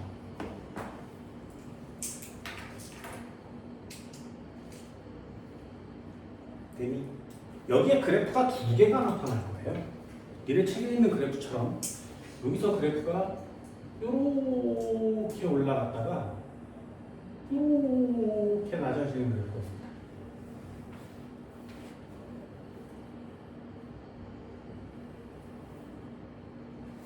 그리고 또 하나의 그래프는 이렇게 올라갔다가 이렇게 낮아지는 그래프가 있어요.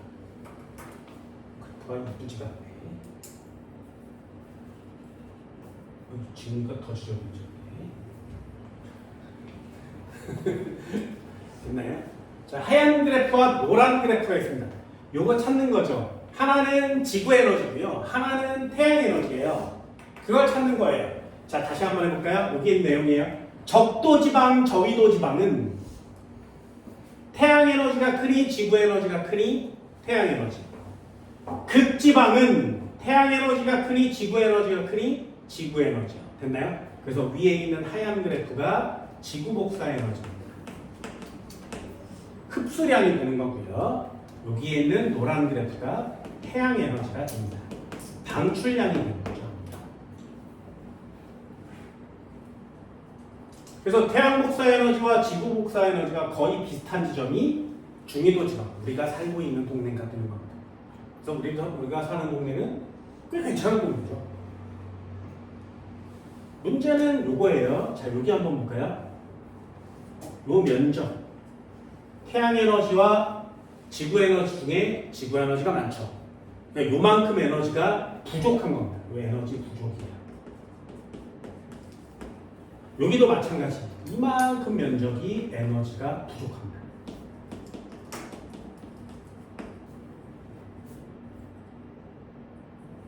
그럼 남는 에너지는 얼만큼이야? 이만큼이 남죠. 여기 면적이 에너지가 남는 지점입니다. 그치? 그럼 복사가 평형됐다는 얘기는 지구가 받은 전체량과 태양이 받은 전체량이 같아야 된다는 얘기지. 그 복사 평형이 되려면 과잉된 양과 부족한 양이 어때야 돼? 딱 쌤쌤으로 딱 맞아야 돼요. 됐나요? 그래서 에너지가 과잉된 부분의 면적과 에너지가 부족한 부분의 면적은 서로 같아야 됩니다. 그렇죠? 이 부족한 부분의 면적을 더하고 남는 부분에 과잉된 부분의 면적을 더하면 그 면적이 같아야 돼요. 이렇게 같아야 복사가 평형됐어요 라고 얘기하는 거예요.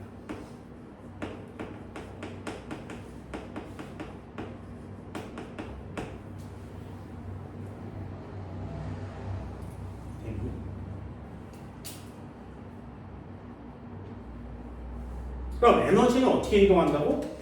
과잉된 부분의 에너지가 부족한 부분 쪽으로, 과잉된 에너지가 부족한 부분 에너지가 이동하는 거죠. 그래서 에너지 이동 화살표로 치면 0을 기준으로 북극 쪽으로 이렇게 에너지가 이동합니다. 0을 기준으로 남극 쪽으로 화살표를 치면 에너지의 이동 방향을 쓸 수 있는 거예요. 그래서 지구를 중심으로 이렇게 놔두면 얘 0도고 얘 90도고요. 얘가 90도죠. 그럼 대기와 해류가 다 이렇게 아래쪽으로 이렇게 위쪽으로 올라가야 됩니다. 그래야 에너지를 전달해 줄 수 있는 거죠.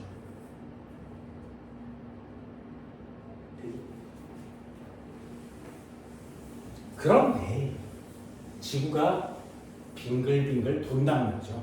그래서 좀 다른 현상이 나타납니다. EX 한번 쳐볼까요? 요거는 심화 과정이 될 수 있어요. 상식으로 배워주세요.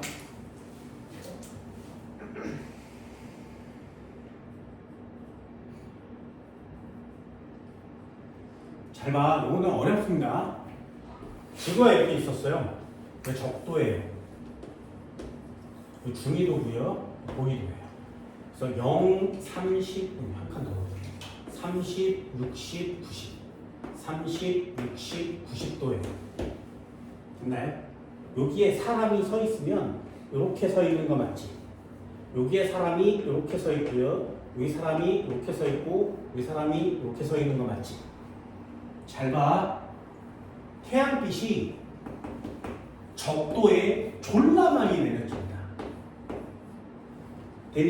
그럼 태양빛이 적도에 졸라 많이 내려치면 이 적도에 있는 사람은 뒤지게 덥겠지.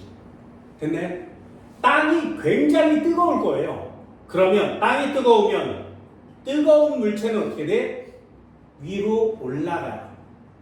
됐나요? 그래서 여기 적도 지방에 있던 공기가 태양 에너지를 받아서 땅이 뜨거워지니까 하늘로 공기가 올라갑니다.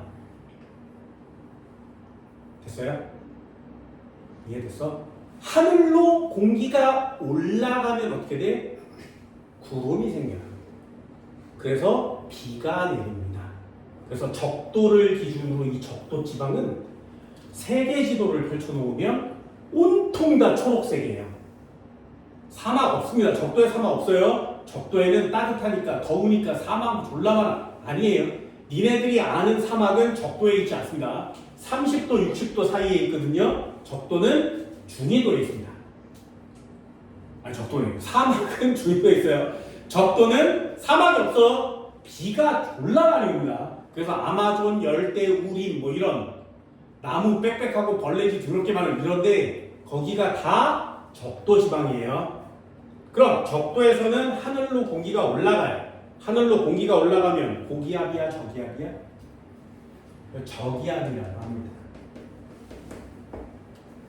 그 올라간 공기는 대류 현상에 의해서 이렇게 이동할 거예요. 지구 전체적으로. 극지방으로 가면 추워져요. 그럼 다시 내려옵니다.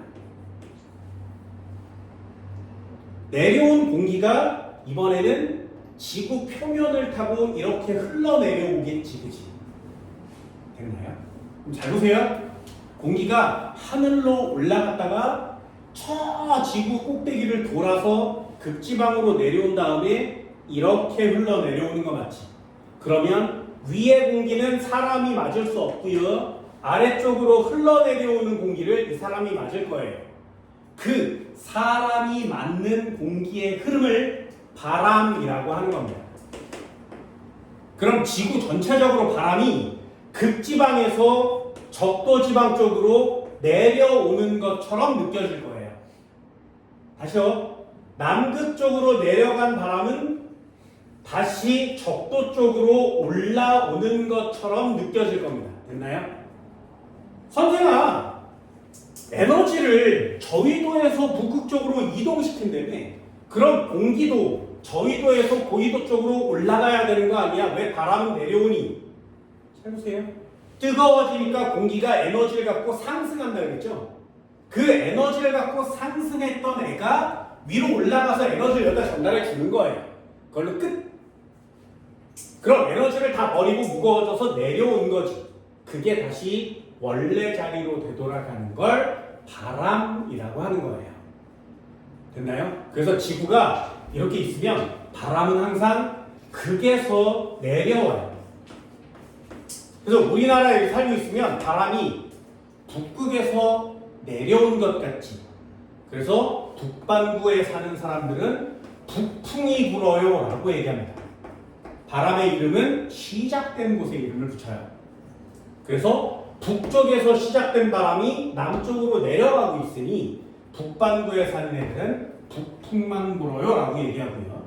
그럼 호주 같은 남반구에 사는 애들은 뭐라 그래? 아, 바람은 남극에서 시작했어. 그래서 남풍이 부는 거야 라고 얘기를 합니다. 원래 이게 이래야 돼요. 그런데 지구가 가만히 있지 않고 자전을 한단 말이죠. 그래서 자전을 하기 때문에 이 대기대순환이 변하게 됩니다. 두 가지를 설명드릴게요. 대기대순환.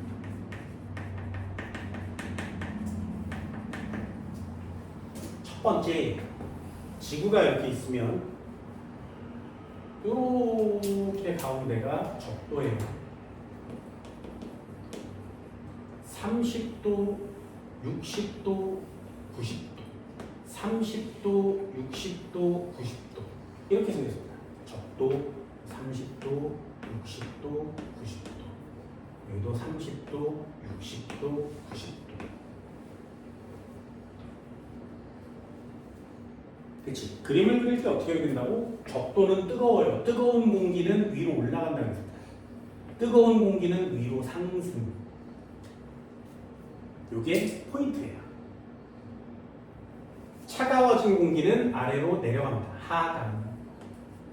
차가워진 공기는 아래로 내려갑니다. 선생님 이거 위로 올라가는 거 아니에요? 얘네들도 있어. 아래로 내려갑니다. 그치? 요걸 크게 그리는 거야. 여기서 시작해서 이렇게 돌아서 여기 닿으면 내려오는 거죠.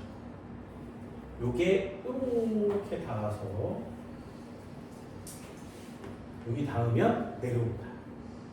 됐죠? 그럼 바람은 어떻게 부는 거라고? 요 내려온 애가 지표면을 따고 이렇게 흘러내려오면 요거 바람이라고 하는 거예요. 됐지? 지표면을 타고 이렇게 흘러오면 요거 바람이라고 합니다. 지표면을 타고 이렇게 내려오면 요걸 바람이라고 하는 겁니다. 그래서 북반구에 살고 있으면 바람이 북풍이 불게 돼요. 지역 어디든 상관없이 바람은 위쪽에서 내려오죠. 남반구에 사는 애들 마찬가지 바람이 이렇게 원래 자리로 되돌아가는 겁니다. 그럼 적도 쪽을 향해서 이렇게 바람이 분단 말이죠. 그럼 남반구에 사는 애들은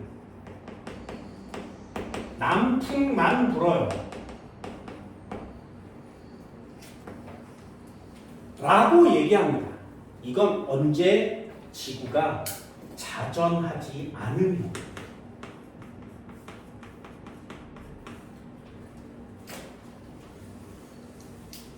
근데 지구는 자전한단 말이죠.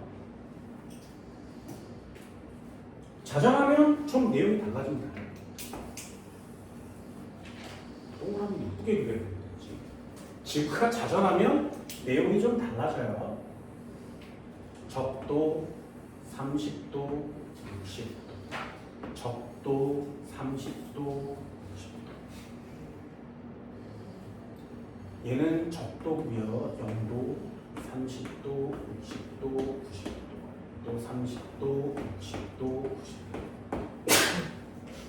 그렇지? 자전을 하지 않든 자전을 하든 변함없는 게 있어요. 그 변함없는 게 뭔지 잘 봐. 변함없는 게 뭐냐면 적도 지방에서 올라가는 건 변함이 없어요. 그래서 적도는 저기압인 게 변함이 없습니다. 여긴 저기압입니다. 공기가 극지방에서 아래로 내려오는 것도 변함이 없습니다. 하강하는 걸 고기압이라 그래요. 공기가 극지방에서 내려오는 거 변함이 없어요. 고기압 변함이 없습니다. 요건 지구가 자전하든 안 하든 원래 있는 거예요. 괜히 이제 잘 보세요. 이제 잘 봐야 돼. 굉장히 중요합니다. 그래서 색깔 바꿔서 그릴 거야 좀 이따. 요렇게 양쪽으로 퍼져나가겠죠. 대류 현상이니까. 그러면 이 공기가 여기까지 올라가서 내려오는 게 지구가 자전 안 할 때예요. 그럼 자전을 하면 어떻게 되냐면 요 새끼가 이 끝까지 못 올라가고 여기서 내려옵니다.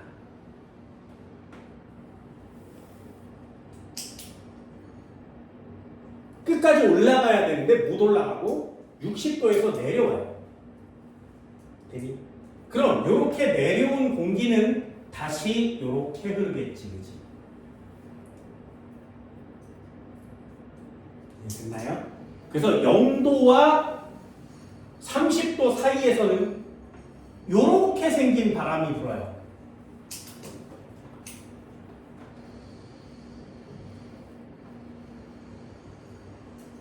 그러면 여기서 내려간 바람도 있을 거 아니겠니? 그 중에 땅에 맞고 올라가는 바람도 생기겠죠. 그럼 이 올라간 바람이 다시 상승합니다. 그럼 위로 올라간 공기는 좌우로 퍼질 거예요.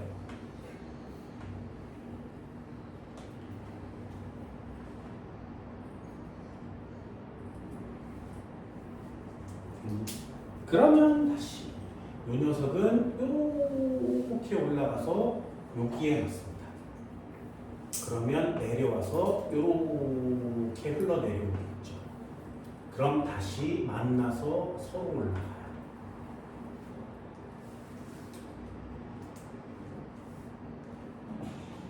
됐나요? 다시 한번 그려볼게요. 저기압 적도에서 올라간 공기는 양쪽으로 퍼져요. 양쪽으로 퍼진 공기는 30도 지방에서 다시 내려와서 빙글빙글 돕니다. 내려온 공기는 빙글빙글 돌아요.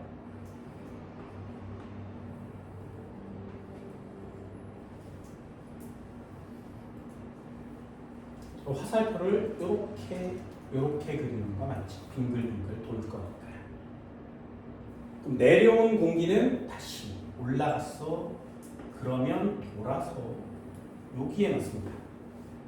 그러면 이렇게 해서 다시 기어 올라오는 거죠. 왜 색깔을 바꿔주는 거냐면, 자, 바람의 방향만 체크해 볼게요. 얘는 올라가고요. 얘는 다시 내려옵니다. 그래서 90도에서 60도 지방은 내려오는 모양이고요. 30도에서 60도는 올라가는 모양이에요. 여기 적도에서 30도는 내려오는 모양이죠. 여기를 기준으로. 얘는 올라가고요. 얘는 내려오고요. 얘는 올라가고요. 바람의 방향이 북풍만, 남풍만 부는 게 아니라 바람의 방향이 좀 달라지는 거예요.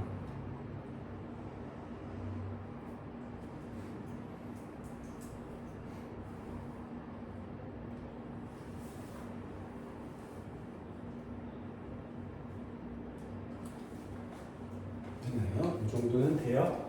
그래서 이걸 어떻게 바람을 들이는 거냐면, 얘는 나중에 그냥 습관적으로 보세요.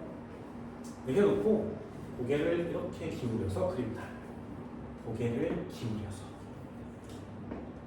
하나, 둘, 셋, 하나, 둘, 셋, 하나, 둘, 셋. 되죠? 그냥 고개만 그리시면 돼요. 우리 북반구에 사니까 북반구만 합니다. 적도를 기준으로 대칭이에요. 하나, 둘, 셋. 적도를 기준으로 대칭이에요. 하나, 둘, 셋. 이렇게 놓고 화살표를 그려요. 얘는 내려오는 방향이니까 아래쪽에 화살표. 얘는 올라가는 방향이니까 위쪽으로 화살표. 극지방은 내려오는 방향이니까 아래쪽에 화살표. 헷갈리거든요. 그래서 한꺼번에 그리시는 게 좋습니다.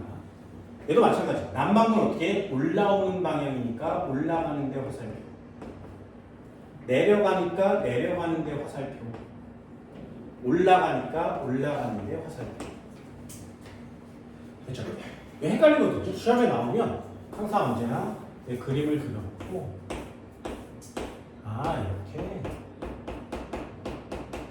이렇게 됐니? 이게 훨씬 빠른 방법이에요. 그래놓고 모여 됐어요? 그럼 얘의 반대로 됐나요? 그림 그리기 쉽지 그치? 얘의 반대로 이렇게 하면 바람의 방향이 완성됩니다. 되셨나요? 이게 지구 자전하면 나타나는 대기 대순환입니다. 그럼 원래 이렇게 고리가 하나밖에 없었죠. 하나밖에. 얘는 고리가 세 군데나 있지, 그치? 그래서 각각 순환 이름이 달라요. 첫 번째 순환 이름을 헤들리라고 합니다. 그래서 여기를 헤들리 순환이라고 하고, 두 번째 고리 이름을 페렐 순환이라고 합니다. 세 번째 고리 이름을 극순환이라고 합니다.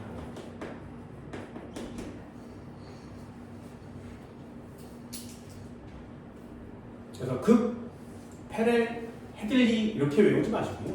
나는 중학교 때 그냥 외웠어요. 여기가 극인 건 다 알지, 그치? 됐어? 그럼 여기가 헤들리겠니? 왜 페렐이겠니? 여기 극이니까 극순환 맞죠, 그래서 한 글자, 두 글자, 세 글자 그냥 이렇게 외우는 거야. 그래서 한 글자, 두 글자, 세 글자 됐죠? 그냥 간단하게 외우세요. 바람의 이름도 달라요. 헤들리 순환에서 부는 바람은 이런 방향으로 붑니다. 1년 내내 부는 바람이에요. 이 바람을 뭐라고 하냐면 무역풍이라 그래요. 무역풍. 엄청나게 중요한 내용. 이걸 왜 하냐면 얘가 무역풍이야를 모르면 다음 시간에 배우게 되는 엘니뇨 라니냐를 못해요. 됐나요? 우리의 목적이죠. 이 기후의 지구온난화를 배우는 이유는 기상이변이 일어나기 때문이거든요. 원래는 안 일어나는데 일어나니까 이상한 거지. 그 중에 가장 대표적으로 전 지구의 기상이변을 만드는 애가 엘니뇨와 라니냐입니다. 그럼 그 엘니뇨와 라니냐를 배우려면 무역풍이 뭔지 알아야 돼요. 그 무역풍 때문에 엘니뇨와 라니냐가 일어나는 거거든요. 그러니 무역풍이 헤들리 순환에 0에서 30도 사이의 순환에서 일어나는 바람이야 라는 걸 모르면 라니냐 엘니뇨를 할 수가 없습니다. 선생님 여기서는 무역풍이 이상해졌는데 왜 우리나라가 이상해요? 전 지구가 다 이상해요. 순환하니까. 그럼 우리나라가 페렐 순환 위치에 있거든요. 우리나라 페렐 순환 위치에 있습니다. 페렐 순환 위치에 있는 바람은 아래에서 위로 올라가는 바람이 부는 거죠. 요거 이름은 뭐라 그래? 우리나라 거니까는 외웁시다. 이런 적을 편서풍이라고 합니다. 편서풍은 1년 내내, 무역풍도 1년 내내 계속 똑같은 방향으로 계속 바람이 불어요.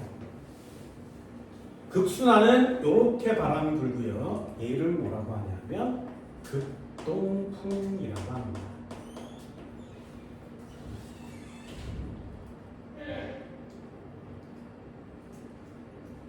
그럼 대칭으로 되어 있으니까 아래쪽도 똑같아요. 무역풍, 편서풍, 극동풍.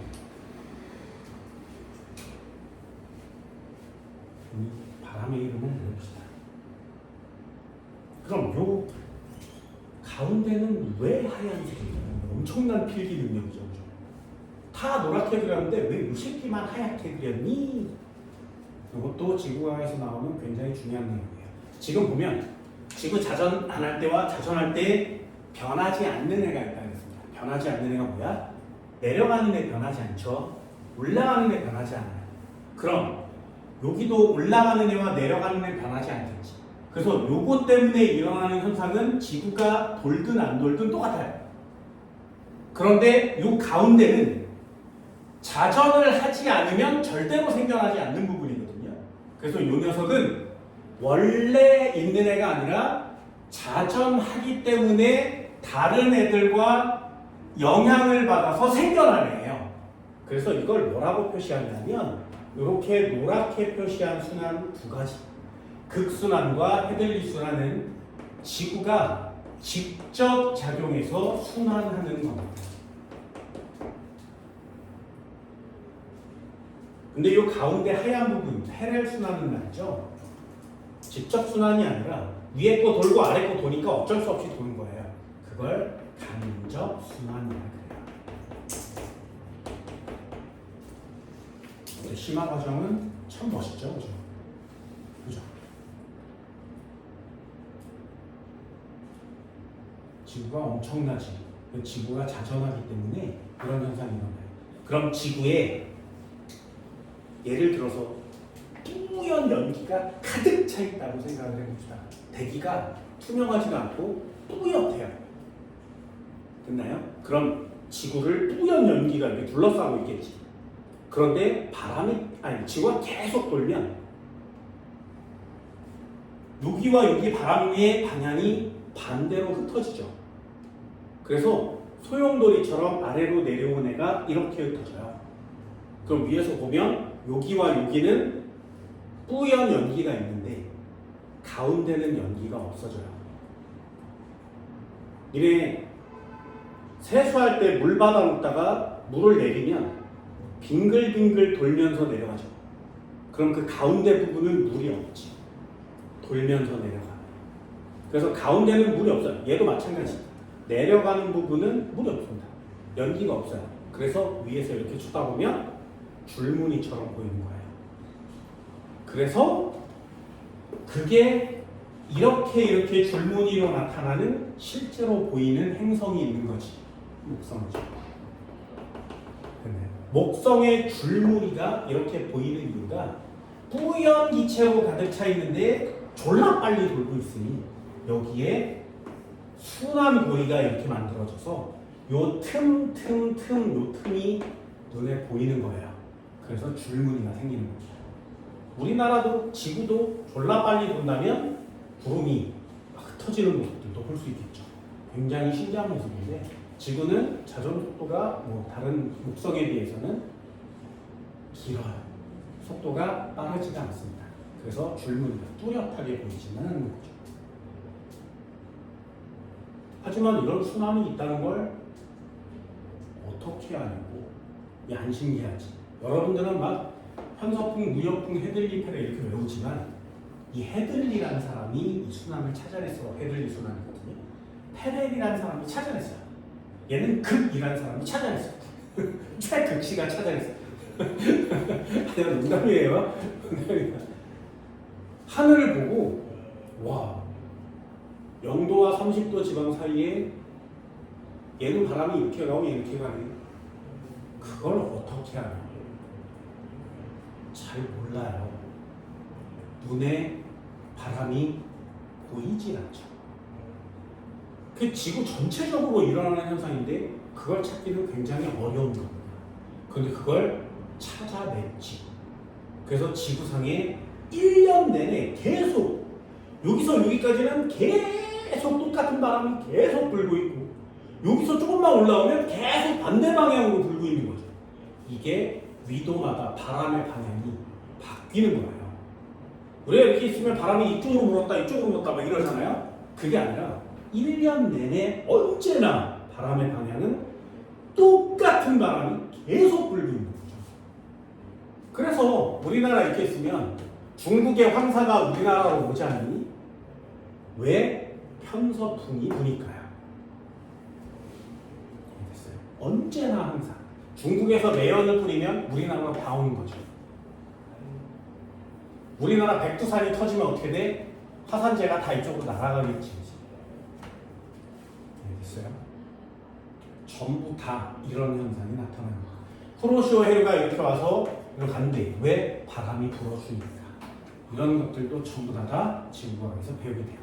이렇게 과학을 배울 때 다큐멘터리처럼 배우잖아요. 그러면 그 안에 무슨 의미가 들어있는지 외우려고 하지 마시고요. 내가 지구에 살고 있고 북반구에 살고 있으니까 지구가 만약에 자전을 하지 않는다면 북풍만 불어요. 아니요.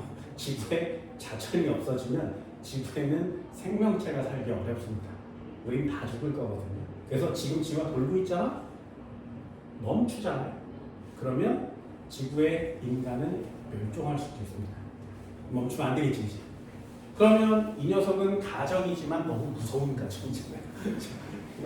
그 녀석을 잘해주시고요.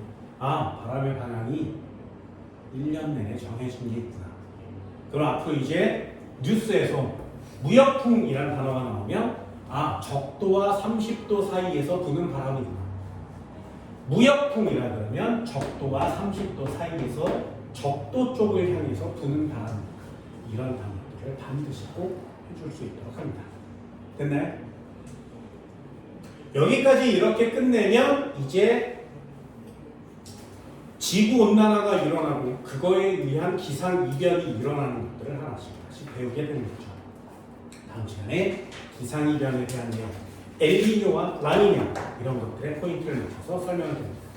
됐나요? 오늘은 여기까지. 쓰겠습니다.